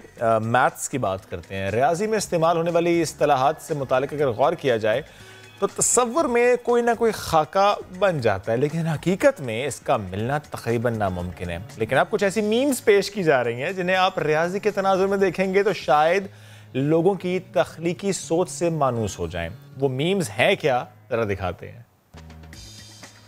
ये क्या है, तो सीन दिखा, y is equal to constant। इसकी क्या मीन है? अब आगे चल के देखेंगे ना इसको। Okay, radius and diameter. ठीक, थोड़ी मुश्किल है। वैसे भी मेरा तो मैथ्स वैसे भी बहुत ही बुरा है। मुझे नहीं पता चलता मैथ्स के बेसिक्स का। उसके अलावा जो है ये जो दिमाग वाला काम है ना मैथ्स का, ये तो मेरे सर पे से गुजरा। आपका मैथ्स अच्छा है? नहीं, दोनों नालायक बैठे। खैर आगे बढ़ते हैं। नहीं, मैथ्स अच्छा नहीं है, इसका मतलब नालायक थोड़ी नालायक हो गए, और कोई चीज बहुत अच्छी होगी। खैर आगे बढ़ते हैं। तारीख के अवराक पलटे हैं तो हमें पता चलता है कि बलोच कबाइल के मर्द बहादुर, जंगजू और नडर, जबकि खातीन सलीका मंदी में अपनी मिसाल आप थी। इन चीज़ों से मुझे वो याद आ गया, एरचल गाजी वाला वो कबीला कौन सा था, काई कबीला। हाँ, खैर बलोचिस्तान के इलाके में कदीम बलोच जंगजू सरदारों का एक सदियों पुराना कब्रिस्तान मौजूद है। मुजीबुल्लाह ने रिपोर्ट तैयार की, इस पे आपको दिखा। बड़े बड़े गुंबद और की मानिंद कब्रें। बलूचिस्तान के इलाके सनी शुरान में कायम मीरो मकाम का ये कब्रिस्तान 11वीं सदी यानी 1000 साल पुरानी तारीख रखता है। यहाँ मदफन लोगों में ज्यादातर कब्रें बलोच कौम के रिंद कबीले के उन सरदारों की हैं जो मुख्तलिफ जंगों में शहीद हुए। यहाँ की बिल्डिंगें हैं, ये माशाल्लाह से उस वक्त की बनी हुई है, आज से 1000 साल पहले, जहाँ पे कोई टेक्नोलॉजी, कोई मटेरियल, कोई इस तरह की इंडस्ट्रियल जगह और कोई ऐसा मटेरियल नहीं था। कब्रों पर उस दौर के कारीगरों ने ऊँटनी के दूध को मट्टी और चूने में मिलाकर ऐसी कमाल नक्शोनिगारी की जो बताती है कि यहाँ दफन लोग आम नहीं थे। चंद कब्रों पर आसूदा खाक अफराद की सिफात और तस्वीर भी पिरोई गई है। उस वक्त के लोगों ने इस तरह की कंस्ट्रक्शन कैसे की होगी, इस तरह का तर्ज तामीर और ये सारी चीज़ें, इससे पता चलता है कि कितनी स्ट्रॉन्ग किस्म की सिविलाइजेशन थी, कितने उनके जो है वो तरक्की याफ्ता सोच थी उनकी, और किस तरह वो अपनी चीज़ों को अपने लिए बेहतर बनाने का जो है एक अज़म रखते थे, इरादा रखते थे। आज यहाँ पर आया हूँ और मैंने नक्शे निगारी देखी है और मैंने जो स्ट्रक्चर देखा है, जो यहाँ पर एक आर्किटेक्ट्स ने जो डिज़ाइन किया हुआ है हज़ारों साल पहले, ये बिल्कुल अनबिलीवेबल है और आउट क्लास है। इतनी बेहतरीन चीज़ मेरे ख्याल में मैंने अपनी ज़िंदगी में कभी भी नहीं देखी। एक तरफ शहर खामोशा और दूसरी तरफ दयार दफन का ऐसा नायाब इम्तिजाज आम लोगों की पहुंच और तवज्जो से दूर है। इस कदीम सकाफती विरसे की हिफाजत की जिम्मेदारी हम सब पर लाजिम है। मीरू मकाम के कदीम कब्रिस्तान में मदफन ये लोग हजारों साल पुरानी बलोच तारीख के गवाह हैं। कैमरामैन जुनैद अकबर के साथ मुजीबुल्लाह, समा, सनी शुरान, बलोचिस्तान। ज़बरदस्त रिपोर्ट। और ये वो चीज़ें जिनको बहुत ज़्यादा सामने लाने की ज़रूरत है कि पाकिस्तान में सकाफत के अलावा ऐसी भी चीज़ें मौजूद हैं जो कि कदीम है, यादगार है और ये हमारा विरसा है। यस, ब्रेक लेते हैं, कुछ और खबरें शामिल करेंगे, कुछ और मौज़ूआत शामिल करेंगे, कुछ और मेहमान इस शो का हिस्सा होंगे, लेकिन ब्रेक के बाद।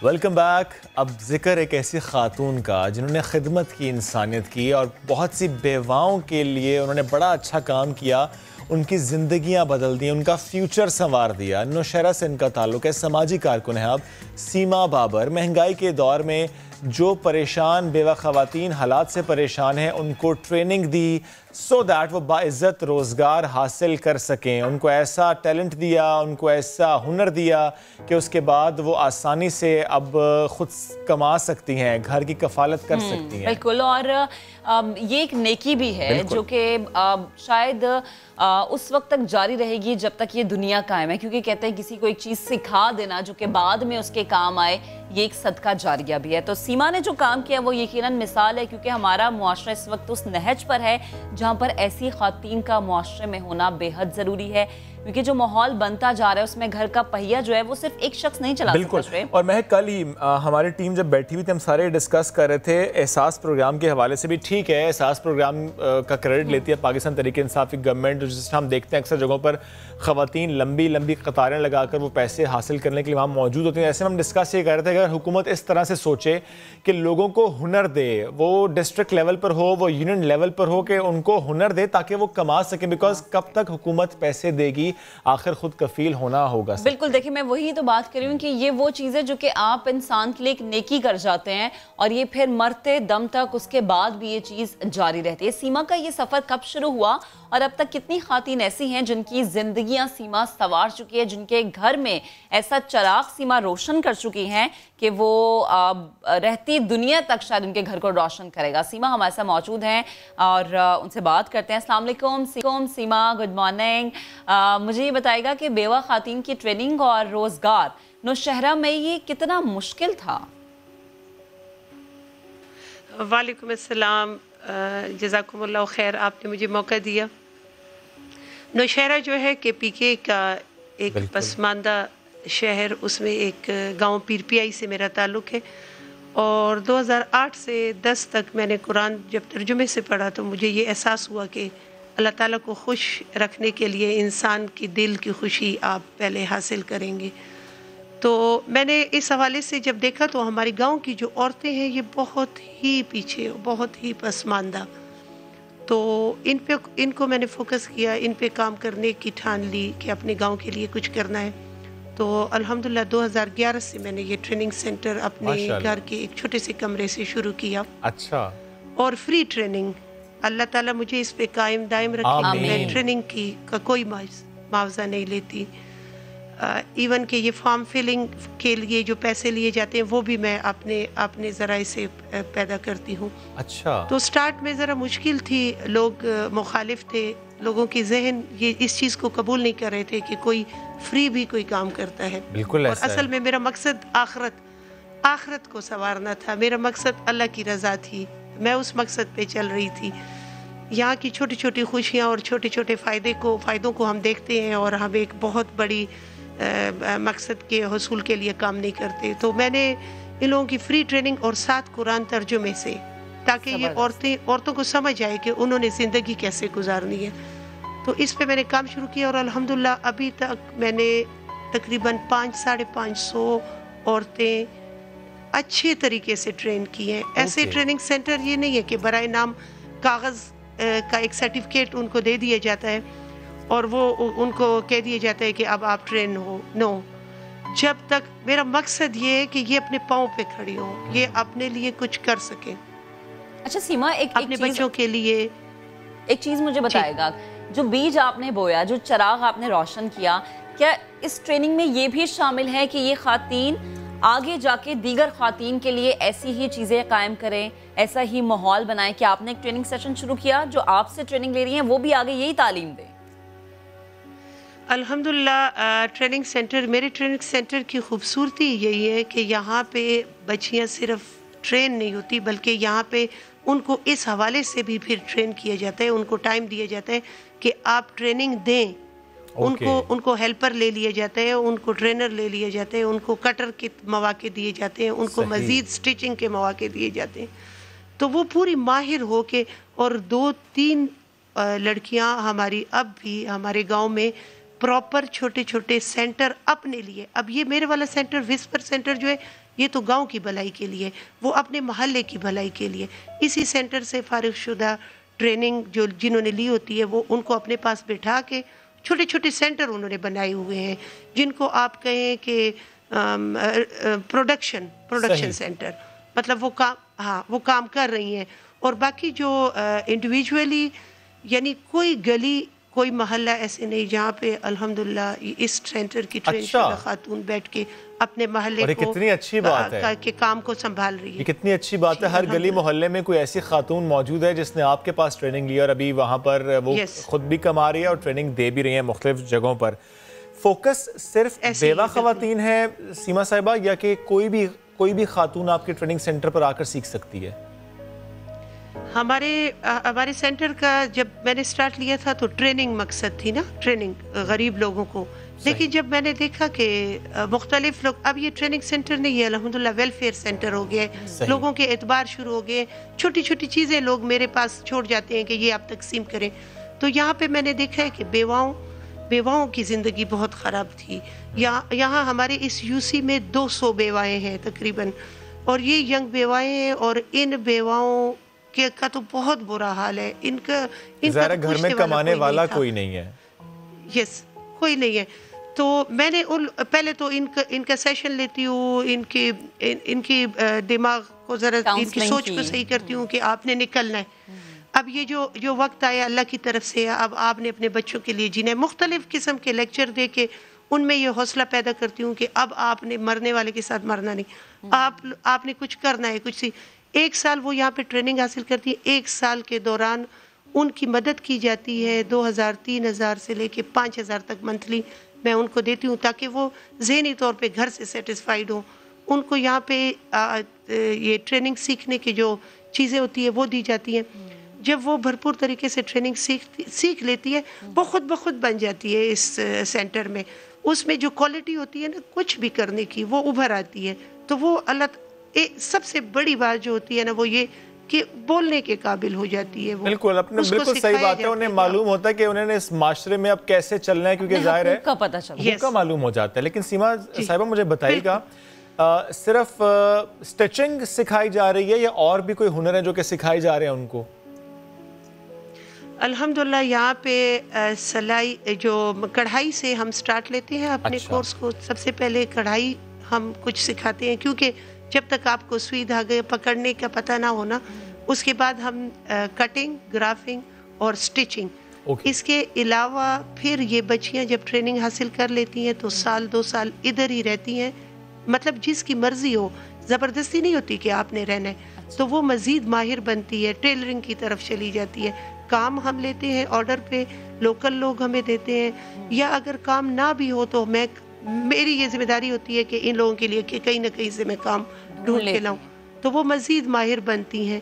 एक ये मरहला होता है इस सेंटर में। एक मरहला ये है कि होम बेस वर्कर, वो औरतें जो घरों में बैठ के ऑलरेडी अपने आबा व अजदाद से उन्होंने कुछ हुनर सीखा होता है, तो उसके लिए एक सेक्शन बनाया हुआ है। हफ्ते में 3 दिन आती हैं, मज़ीद उनको पॉलिश किया जाता है और उनको काम दिया जाता है। उसमें क्रोचेट है, कुरेशिया का काम है, और उसमें रिबन वर्क है, और जी अल्हम्दुलिल्लाह। तो वो काम करती हैं, और वो यहाँ पे एक छोटा सा स्टोर है, उसमें हम डिस्प्ले करते हैं उसको, वहाँ पे लोग खरीदारी करते हैं और फिर वो पैसा इनको मिलता है। मुझे एक बात और बताइएगा सीमा साहिबा, कि जितनी ख़वातीन आपके पास साइंस सीख कर गई, कोई किसी जगह पर काम जिसको मिल गया, किसी ने घर में काम शुरू कर दिया, गली मोहल्लों में शुरू कर दिया, रफली या ऑन एवरेज एक खातून आपके पास सीखने के बाद जब गई, मंथली कितना कमा पा रही है वो? अल्हम्दुलिल्लाह एक औरत जो है वो मंथली डेली 400 से 500 वो कमा रही है। डेली वो 400 से 500। जब वो 2 सूट सीती है, यहाँ पे असल में गांव है ना, थोड़ी सी सिलाई बिल्कुल कम है। लेकिन लेकिन आपको नहीं पता कि मेरे पास ऐसी बेवाएँ आती है कि शाम का टाइम होता है, दरवाज़ा खटखटाते हैं, उनके पास रोटी के पैसे नहीं होती, रोटी सिर्फ सूखी रोटी के पैसे नहीं होते, तो उनके लिए 400-500 रुपये दिन के काफ़ी है, बहुत है। वो सब्ज़ी ले लेती हैं, वो फ्रूट लेती हैं। बेवाओं का जब रोज़ा होता है तो वो कहती हैं कि अपने बेटे छोटे छोटे जब जवान होते हैं, वो हुनर कुछ सीख रहे होते हैं, उनको कहते हैं कि मुझे एक सेब ला दो, मैंने सेब से आज रोज़ा अफ्तार करना है। तो ये कितने अफसोस की बात है ना हमारे माशरे के लिए। और इस वक्त वो औरत 300-400-500 कमा रही है, तो वो आप सोचे उसके लिए वो घर की एक अहम फर्द बन जाती है। बिल्कुल वो अपने हाँ अपनी बाकी घर वालों के लिए भी काम आती है, मतलब वो इतनी अहम फर्द बन जाती है फिर इस ट्रेनिंग के बाद। अच्छा सीमा साहब, एक और चीज़ मुझे बताएगा, जो सफ़र आपने शुरू किया, खुदा करे ये इसी तरह से रवां दवा रहे, इस सफ़र में जो मुश्किलात आई, प्लीज़ ज़रा उनका भी जिक्र कीजिएगा। मैंने आपको बताया कि जब मैंने स्टार्ट किया तो थोड़ा सा कुरान तर्जुमे के साथ भी पढ़ाती थी और साथ ये फ्री ट्रेनिंग देती थी। तो हमारे गांव की मस्जिदों में मेरे नाम के पर्चे छपे और अच्छा। वहाँ मर्दों को बताया गया कि इस सेंटर में आप बच्चियों को ना भेजें, ऐसे ना हो कि ये यहूदियों की कोई साजिश हो। अच्छा, यहूदियों की कोई एजेंट आई है यहाँ पे सेंटर में आके लोग मेरे कुरान जो तर्जुमा था उसको चेक करते थे। बड़े बड़े मुफ्ती आए थे पेशावर से, उन्होंने चेक किया था कि आप क्या पढ़ा रही हैं।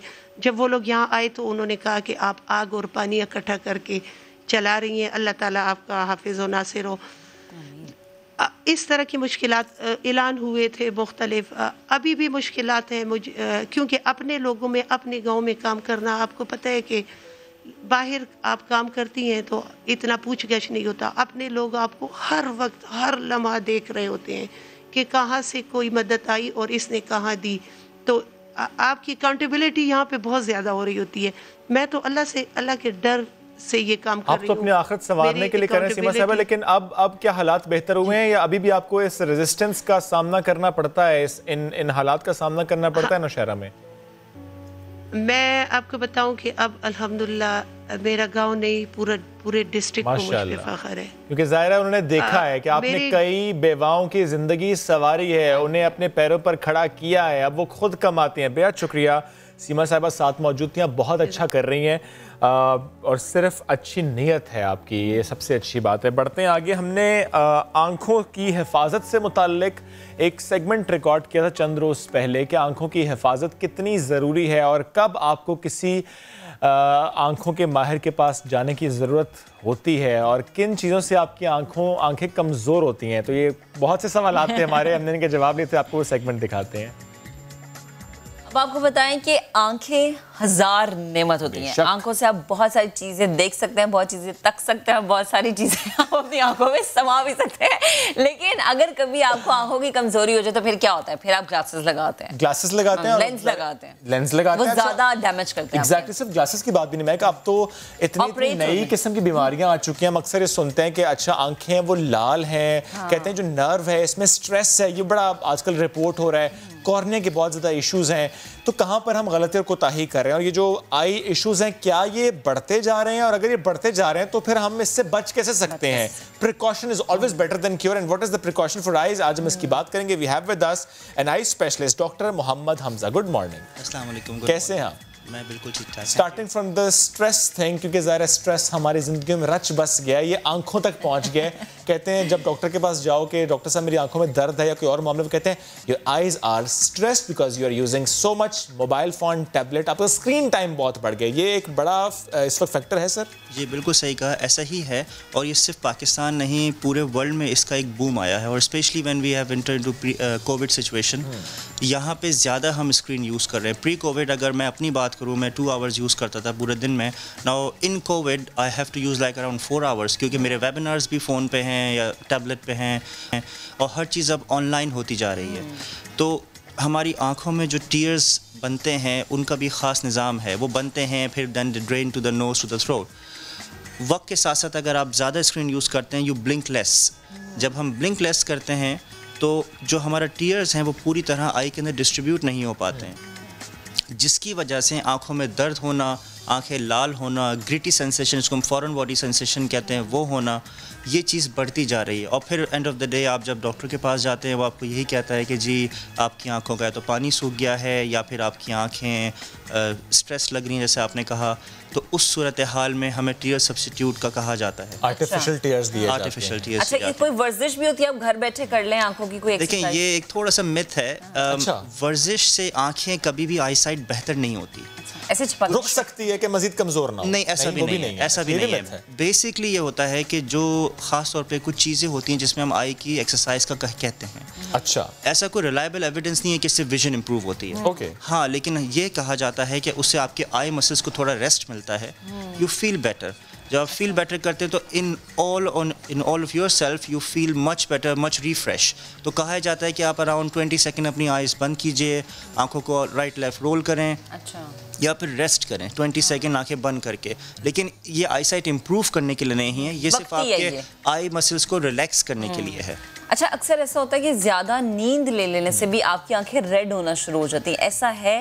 अब जैसे मुझे ये लगता है कि मैं बहुत ज़्यादा सो रही हूँ आजकल, मेरी आंखें रेड होना शुरू हो जाती हैं। आप ज़्यादा सोना कम कर दें। नहीं, यही पूछ रही कि यही वजह है ज़्यादा सोने की। नहीं, ज़्यादा सोने से आंखें लाल नहीं होती हैं। किससे होती हैं? मेरी क्यों? बेसिकली नहीं, जिस तरह हम एनवायरनमेंट में रहते हैं, डस्ट है, एलर्जी है, हमारे अननोटिस आई एलर्जिक आई डिजीज़ जो होती हैं वो अराउंड 50% ऑफ द पेशेंट्स को होती हैं, जो कि अननोटिस रहती हैं अनलेस कि योर आई बिकम रेड। तो फिर जब आप सुबह, जैसे आपने कहा सुबह उठते हैं आंखें थोड़ी लाल रहती हैं, वो यही है क्योंकि हमारी आंखों में एक अल्लाह ताला का निज़ाम है। जैसे टीयर सब्स्टिट्यूट होते हैं, इसी तरह आई की जो अपनी हेल्थ है उसके सेल्स डीजनरेट होते हैं, देन रीग्रो।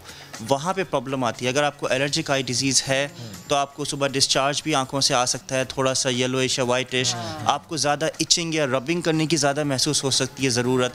तो ये चीज़ें सब जो सिम्टम्स हैं ये एलर्जिक आई डिजीज़ के होते हैं। आप ये बताएं कि सुबह उठते साथ ज़ाहिर है आपने 8 घंटे अपनी आइज़ को रेस्ट दिया है, आप अंधेरे में आपने डीप स्लीप ली है, उठते साथ आपने तकिए के नीचे हाथ डाला है, मोबाइल फ़ोन निकाला, उसकी तेज़ रोशनी आपकी आंखों में डायरेक्ट घुस गई है अंदर, कितनी नुकसानदेह है ये बात? ये काफ़ी नुकसानदेह है। और अब तो जो मोबाइल्स आ रहे हैं नए, उन सब में ब्लू लाइट फ़िल्टर होता है। अमूमन लोग ये करते हैं कि उनको पता ही नहीं है ब्लू लाइट फ़िल्टर कब यूज़ करना है। जैसे मेरे फ़ोन में ऑटोमेटिक मैंने लगाया हुआ है कि जी जब आपकी इवनिंग स्टार्ट होती है 5 o'clock ऑनवर्ड्स वो ब्लू लाइट फ़िल्टर पे चला जाता है। वो करने से वो आपको बेहतर रहेगा। सुबह तक आप उठेंगे तो ब्लू लाइट फ़िल्टर होगा, देन यू फील बेटर। और स्पेशली ब्लू लाइट फ़िल्टर, अगर सुबह उठते साथ अपने मोबाइल फ़ोन लाजमी देखना कि भाई आपको ईमेल क्या है या मैसेज क्या है। अगर क्या तो ये ज़रूरी हो गया, ज़रूरी हो गया। बिल्कुल बिल्कुल। और बेहतर तो ये होगा कि अगर आप 5-10 मिनट मोबाइल ना देखें, let your tears develop into your eyes, थोड़ा उसको आपकी सर्कुलेशन बेहतर हो, देन यू अलार्म, ऑब्वियसली हमारा अलार्म मोबाइल में ही होता है, आप just turn off the alarm and then don't look at the mobile for at least 10 minutes. Let your eye feel better. Okay.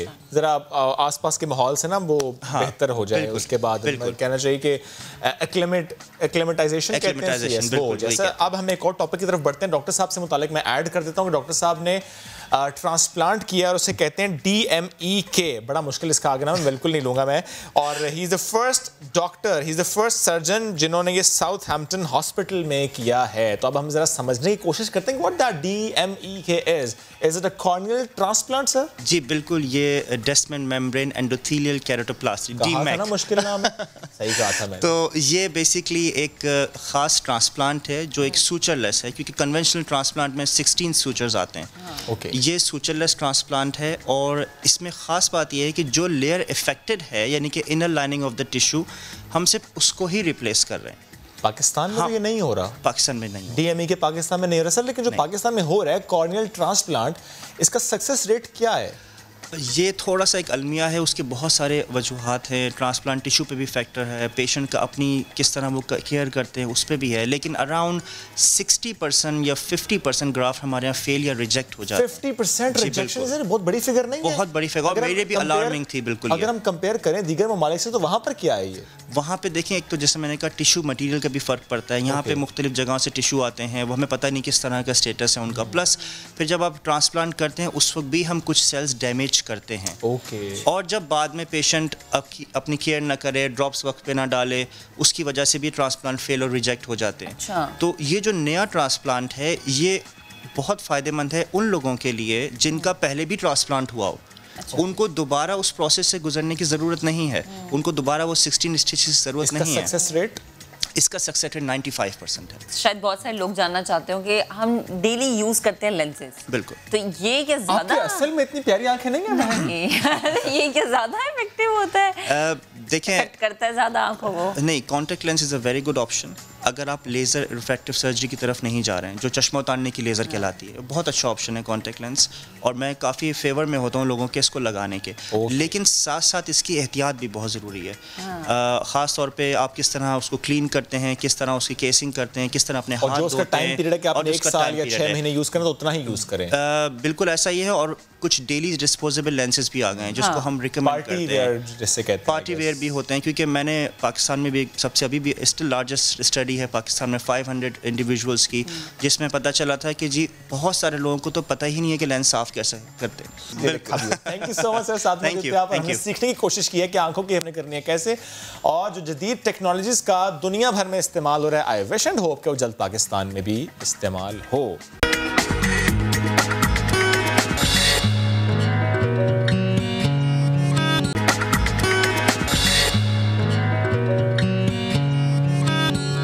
Welcome back. और कराची वालों के लिए खबर यह है कि पाकिस्तान रेलवेज ने 16 नवंबर से कराची सर्कुलर रेलवे शुरू करने का ऐलान कर दिया है। क्या ये ऐलान पूरा हो सकेगा? क्या वादा वफा होगा? पहले मरहले में कितनी और कहां तक ट्रेनें चलाई जा सकेंगी? ट्रैक कितना लंबा है? बहुत सारे सवालात है। सवालात का जवाब जानने के लिए राब्ता किससे किया? शाहनवाज अली कादरी ने ज्वाइन किया। शाहनवाज, आप किस स्पॉट पर मौजूद हैं और इस ट्रैक की बहाली से मुतालिक क्या अपडेट है? जितनी रुकावटें थी दूर हो गई, 16 नवंबर केसीआर चलेगी? देखें, अगर ये कहा जाए कि कराची वालों के लिए ये खुशखबरी है तो बेजा ना होगा, क्योंकि ये एक सफरी मुश्किलात थोड़ी कम होने की उम्मीद ज़रूर है। गुज़िश्ता रोज़ तर्जुमान रेलवे की जानिब से ये दावा किया गया है कि जो मरहला वार जो सर्कुलर रेलवे है उसको बहाल किया जा रहा है, और 16 नवंबर से जो औरंगी टाउन से लेकर पिपरी तक जो है ट्रेनें चलाई जाएंगी। ये पहला मरहला होगा, उसके बाद दीगर मरहलों के अंदर दीगर ट्रैक्स को बहाल किया जाएगा। हमने गुज़िश्ता रोज़ इन ट्रैक्स का दौरा किया, जहाँ हमने देखा कि इनका दावा सच होता हुआ नज़र नहीं आ रहा, क्योंकि 6 दिन के अंदर इतना सारा ट्रैक जो है 60 किलोमीटर का ट्रैक ये बनता है, उसको बहाल करना बहुत मुश्किल है। शाहनवाज, इस 60 किलोमीटर के ट्रैक पर कितने किलोमीटर पर आपको लगता है कि चैलेंजेस हैं? कितने किलोमीटर ऐसे हैं जिन पर आपको लगता है कि काम करना पड़ेगा?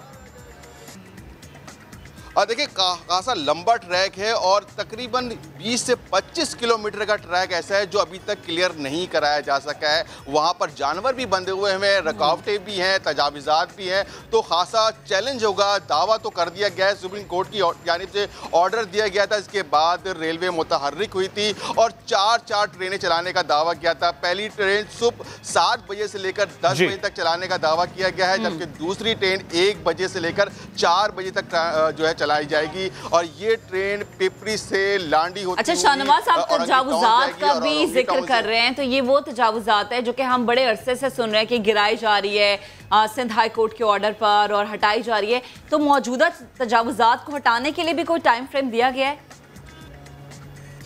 सर, टाइम फ्रेम तो अभी फ़िलहाल कोई नहीं दिया गया। सुप्रीम कोर्ट की ऑर्डर की जो दिया गया था उसके बाद हमें ये देखने में ज़रूर आया है कि काम जो है तेज़ी से जारी है। मैं इस वक्त माड़ीपुर रोड के करीब मौजूद हूँ। मच्छर कॉलोनी का ये ट्रैक कहलाता है। यहाँ पर भी बहुत तेज़ी से काम किया जा रहा है, ट्रैक को साफ़ किया जा रहा है, यहाँ की पटरियाँ निकाली जा रही हैं। यहाँ के मजदूरों से बात हुई, उनका कहना है कि ये 10-12 दिन या 1 महीने का ठीक है। शाहनवाज, एक बात और बता दें, ये जो 16 नवंबर की डेट है, क्या ये कराची रेलवे की तरफ से अनाउंस की गई है या कि सुप्रीम कोर्ट की तरफ से कहा गया कि इस डेट को आपने इसको ओपन करना है?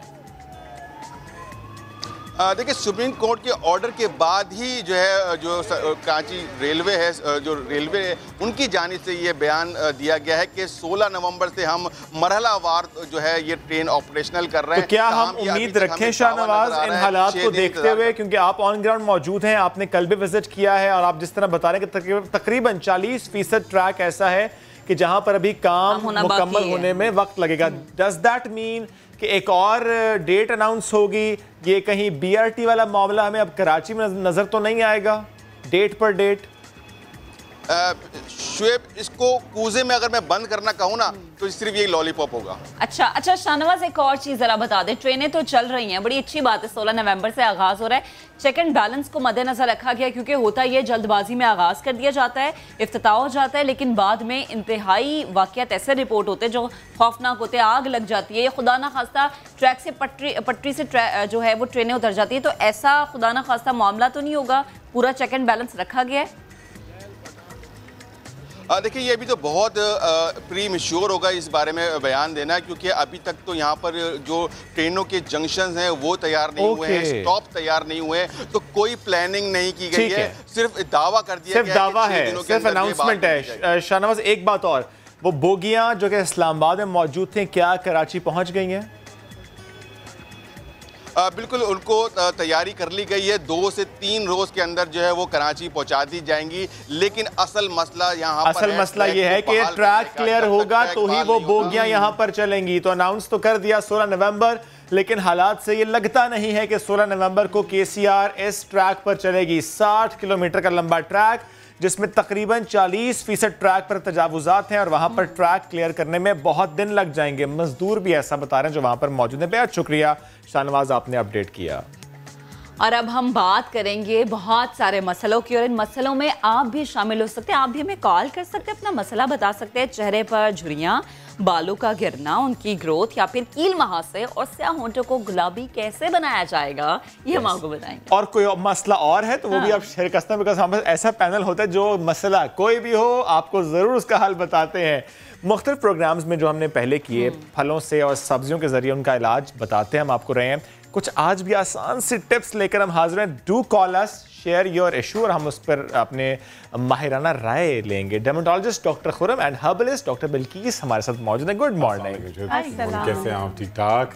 आप सर मुझे पहले ये बताएं, आप जरा कराची में रहे, जी KCR में कभी बैठे थे या आप भी इतने पुराने नहीं, आप मेरी तरह नए से हैं? नहीं, अभी वैसे पूछे थे कि 16 को हो जाएगा। 16 आप देखिए कि केसर या जो भी हो रहा है, मतलब मुझे तो लगता है कि पहले सड़क तो साफ हो जाए। हाँ, बिल्कुल ट्रैक पर चलना, वो ट्रैक पर चलना, वो ट्रैक ट्रेन है नहीं, पहले सड़क तो साफ हो जाए, फिर देखिए घर में आप छत तो पड़ जाए, ठीक है, तो फिर कारपेट बाद में आएगा ना कि ट्रेन चल रही है, KCR पता नहीं क्या क्या। मेरा ख्याल अपनी ट्रेन चलाते हैं, ट्रेन, लेकिन ट्रेन हो, जहाज हो, कुछ भी हो, उसके लिए ग्राउंड तो आप ठीक करें पहले ना। अब ये मत कहिएगा ग्राउंड पे जहाज नहीं उड़ता। नहीं, ग्राउंड रियलिटीज की भी बात है, रियलिटी की बात हो रही है। ठीक है, छोड़िए ग्राउंड छोड़े, हम अपना किचन ठीक करते हैं, किचन ठीक करते हैं, किचन में क्या कुछ होना चाहिए और जो कुछ है उससे हम किस तरह फायदा उठा सकते हैं। स्टार्टिंग फ्रॉम द थिंग, जी, काले होंठों को करना है लाल, बिल्कुल कैसे किया जाए? बड़ा लिपस्टिक लगाने के अलावा तरीका बड़ा नेचुरली पता है। अच्छा, 5 चीजें होती हैं। एक तो बहुत लोग स्मोकिंग करते हैं, नंबर 1। सेकंड ये होता है कि आपका इनहेरिटेड होता है। थर्ड ये होता है कि आप बहुत ज्यादा खवातीन बहुत सारी शौक में ना कि वो जाके लिपस्टिक एक साथ खरीद लेती हैं और वो एक्सपायर्ड हो जाती हैं, फिर वो लगाती हैं। और चौथी चीज, बच्चों को आदत होती है, कुछ लोगों को भी, कि आप थोड़ा सा बैठे हुए जैसे नेल बाइटिंग होती है, इस तरह आप जो है लिप्स को काटते रहते हैं, ठीक है, या लिप लिकिंग करते हैं। स्ट्रेस होता है वो ज्यादा, बिल्कुल, तो उससे आपके होंठ बड़े स्याह हो जाते हैं, मोटे भी हो जाते हैं, बिल्कुल पाउटी हो जाते हैं और बहुत ब्लैक हो जाते हैं। लोग तो फिलर्स लगवा के करते हैं, वो देखिए वो तो और पैटर्न है ना, वो थोड़ा पाउटी करते हैं, मतलब ये अजीब से हो जाते हैं, ठीक है। तो बड़ा सिंपल सा एक तरीका है कि जैसे एक तो आपकी पूरा फेस बड़ा क्लियर होगा और ये जो खास तौर पे होठों का एरिया बड़ा नेचुरली आपका क्लियर होगा, बहुत साफ होगा, ठीक है।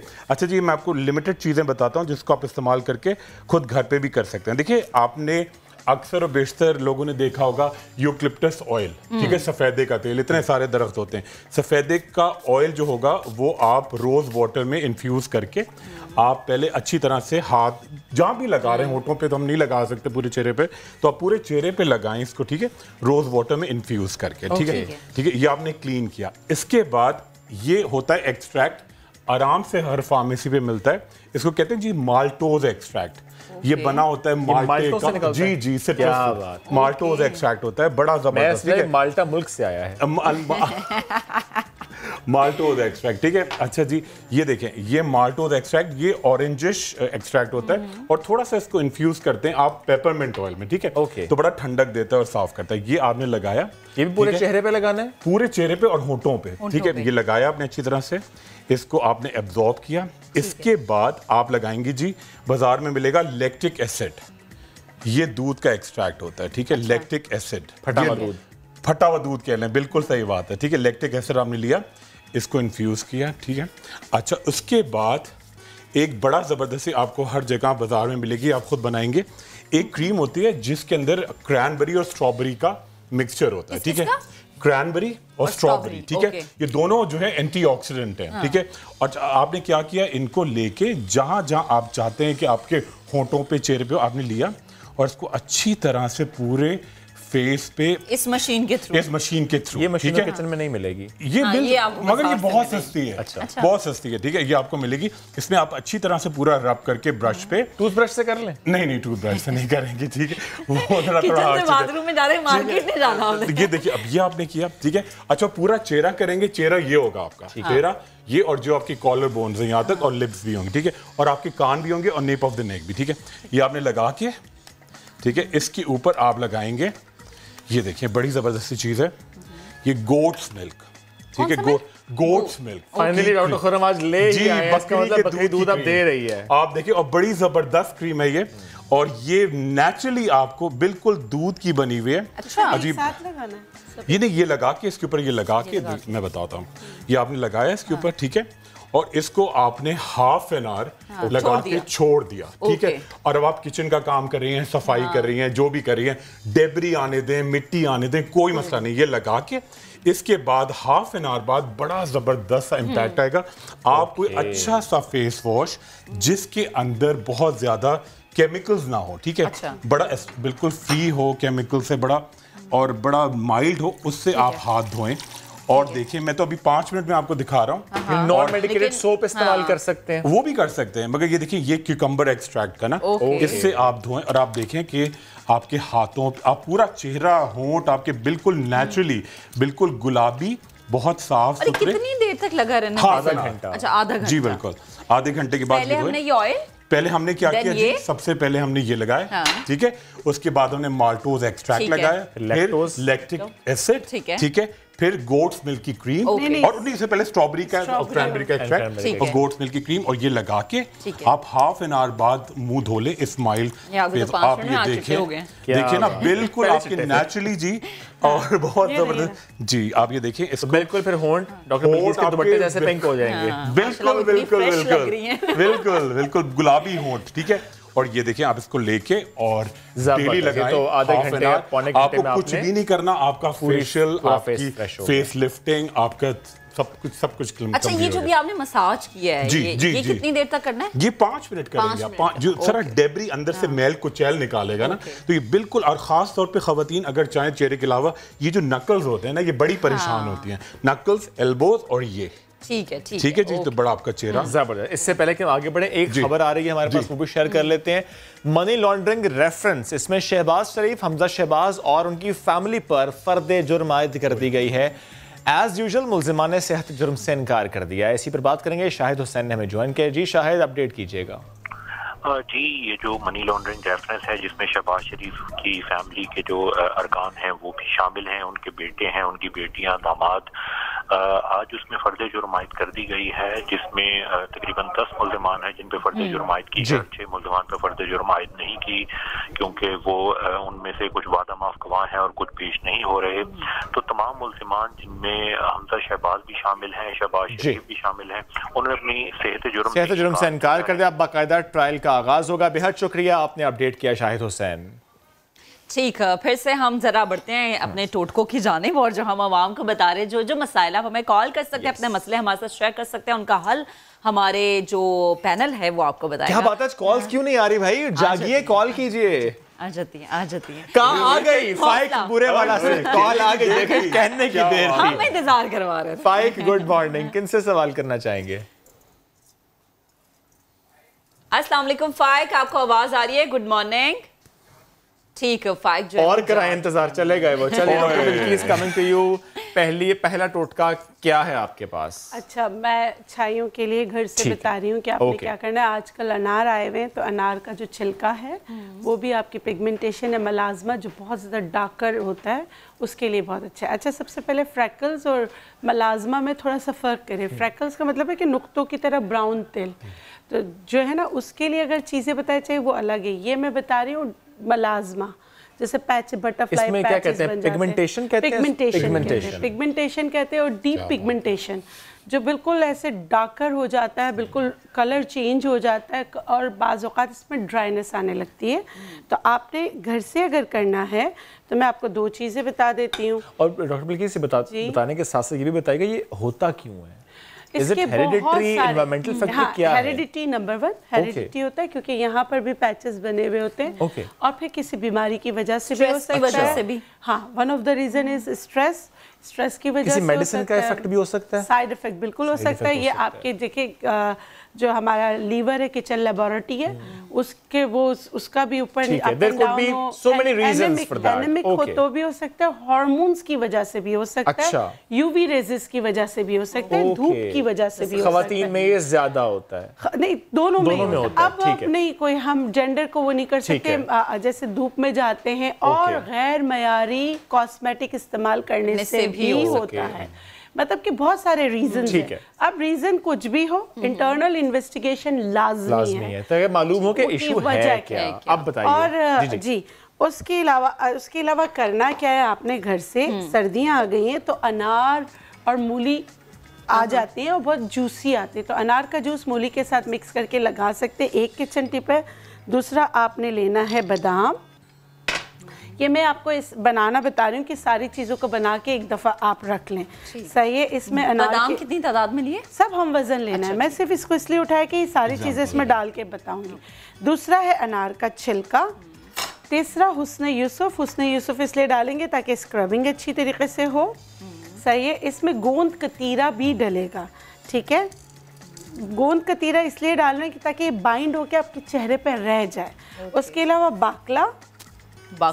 बाकला जी, ये अनफॉर्चुनेटली हमारे मुल्क में ये मिलता पंसार के पास है, जबकि ये हर बच्चे को खाना चाहिए। ये बहुत ताकतवर फ्लावर यानी कि आटा है। तो ये खाने का तरीका बताएं, बच्चा कैसे खाइए? इसको उबालें। ठीक है। बहुत अच्छी तरीके। ये उबालने में थोड़ा सा सख्त सा होता है, इसको पहले भिगोएं, उबालें और फिर उसके बाद इसका जैसे हम मैगी नूडल्स बना के देते हैं इसी तरह बनाकर आप बच्चों को दें। ये ताकत का खजाना। मैगी तो बच्चे जो हैं उसके बजाय ये खा जाता है। बहुत ज़्यादा ताकतवर चीज़ है और इसका आटा बनता है लेकिन हमारे यहाँ उपटनों में डलता है। अच्छा। मैं हमेशा कहती हूँ कि हम अनफॉर्चुनेटली जितनी चीज़ें अच्छी चीज़ें होती हैं वो आपके पास पंसार में और तोले के हिसाब से मिलती है, जबकि वो आपको मिलने चाहिए फ्लावर। मैंने कभी भी किसी भी आटे की दुकान पे बाकला का आटा नहीं देखा क्योंकि यहाँ खाने का रिवाज नहीं है, जबकि ये खाना चाहिए।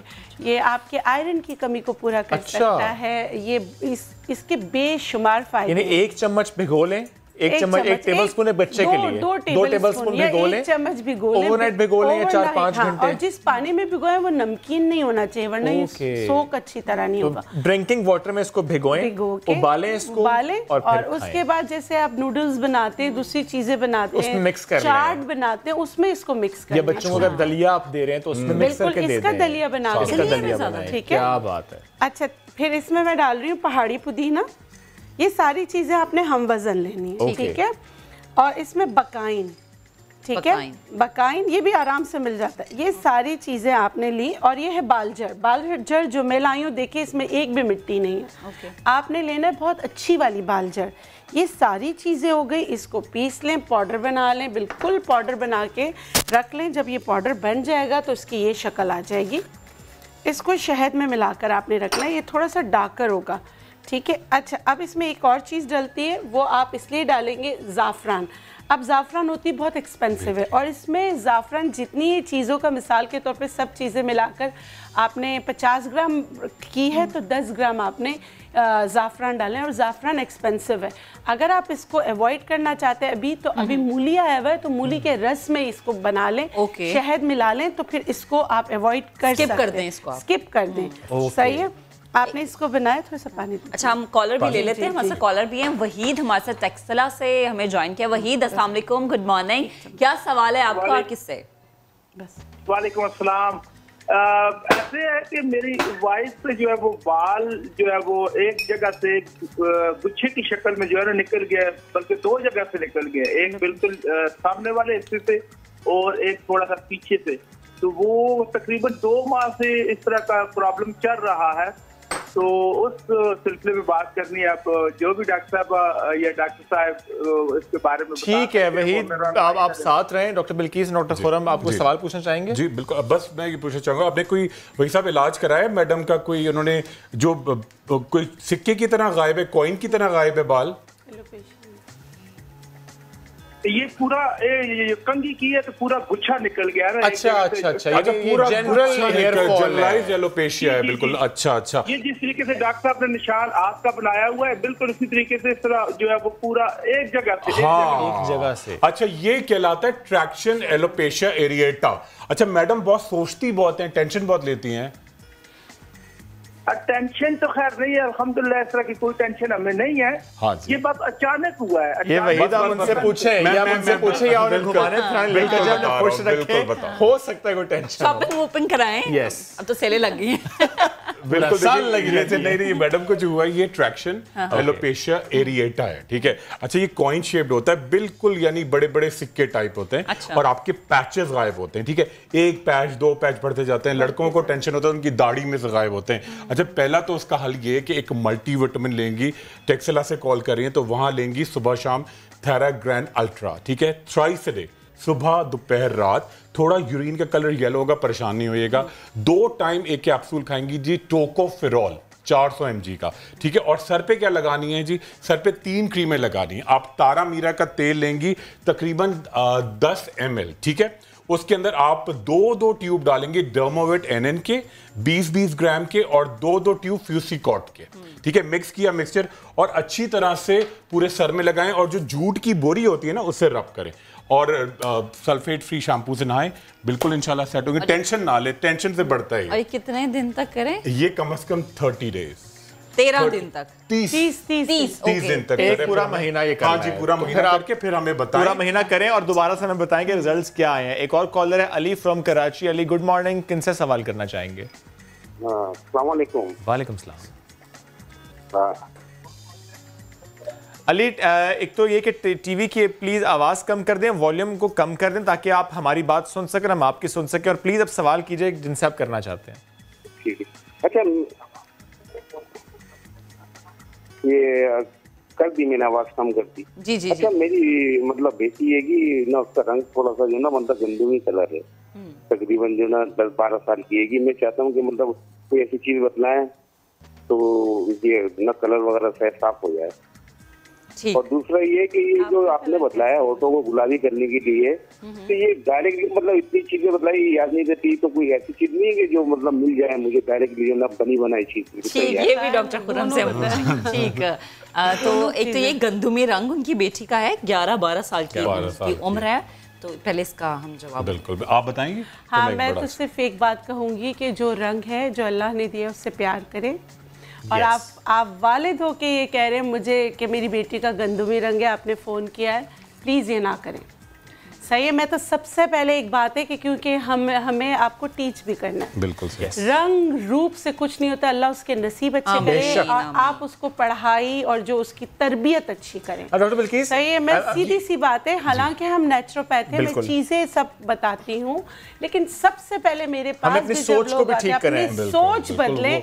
ये हैमरिंग जो हुई है बहुत सालों से, प्लीज इससे निकल आए। Doctor Bilqis, I am sorry to interrupt, लेकिन अगर तो कोई ये सवाल इस तरह से करे कि रंग साफ था और एनवायरनमेंट खराब हुआ है, वो समझ आती है, बट एक नेचुरल टोन जो हमारी एशियन टोन है उसको हमें प्यार करना है। इनहेरिटेड भी प्लीज। इनहेरिटेड होता है। अच्छा, अब मैं बता देती हूँ, बच्ची बहुत छोटी है, आप अंगूर का रस लगाएं, उससे काफ़ी फर्क पड़ेगा। यूवी रेजेस से बचाएं। जैसे आप धूप में जाने से कोई अच्छी सी ब्रांड का आप सन ब्लॉक लगाएं, लेकिन मेरे पास बच्चों के लिए सन ब्लॉक लेकर आते हैं 100 SPF। मैं कहती हूँ क्यों लगाया, बच्चों के लिए भी और इस एनवायरनमेंट के लिए भी शायद सही नहीं है। 60 is good, 50 and 60 बस आप मल्टीपल टाइम अप्लाई कराएं। रोज वाटर जो है उसको बोले अच्छी तरह अप्लाई करें।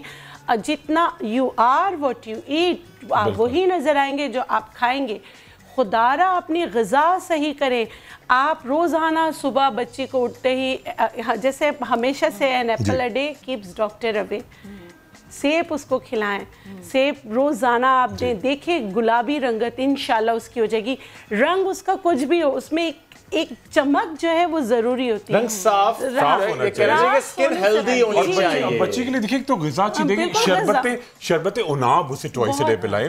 अच्छा एक मैं बिल्कुल, क्योंकि देखिए ये बिल्कुल आप सही कह रही हैं, मगर एक ये माशरा ऐसा है कि आपको देखिए कंपटीशन और इस माशरे को हमने बनाया तो हम ही बदलेंगे। देखिए नहीं, मगर यही बात बदलेगी, मगर अपने आप को इम्प्रूव जरूर करना चाहिए और सोच को सबसे पहले इम्प्रूव करना। देखिए हम लोग आते हैं टीवी पे, हम आते हैं खूब तैयार होके आते हैं, तो वो चाहते हैं कि बच्ची थोड़ी ग्रूम हो, तो ये उसका हक है, ठीक है, इस सेंस मिले, ग्रूम हो, थोड़ा उसका ग्लो करे, ये जरूर होना चाहिए, ठीक है। अच्छा भाई मैं जरूर हमारे जो कॉलर थे उनके लिए मैं समा की तरफ से बड़ा सिंपल बच्ची के लिए, क्योंकि वो 12 साल की है, मैं एक क्रीम बिल्कुल भेजूंगा, बहुत ही हर्बल एक्सट्रैक्ट वाली है, जिसके अंदर एलोवेरा है, ईरानी गुलाब, दूध और बादाम की खली, मास्किन और बकरी के दूध की क्रीम, वो मिला के बच्ची को लगाएं, बड़ी ज़बरदस्त है। और एक टैबलेट मैं उसको भेजूंगा स्किन बेरी। अच्छा वो शरबत उनाब की तरह आप खाते जाएं, आप अपने आप को खूब खुश रखें, एक्सरसाइज करें, वर्जिश करें, चूल्हे के आगे जाएं, कोई मसला नहीं है, मगर आप ये क्रीम लगा के जाएं, दूध पिया करें चुटकी हल्दी डाल के, पालक का इस्तेमाल करें,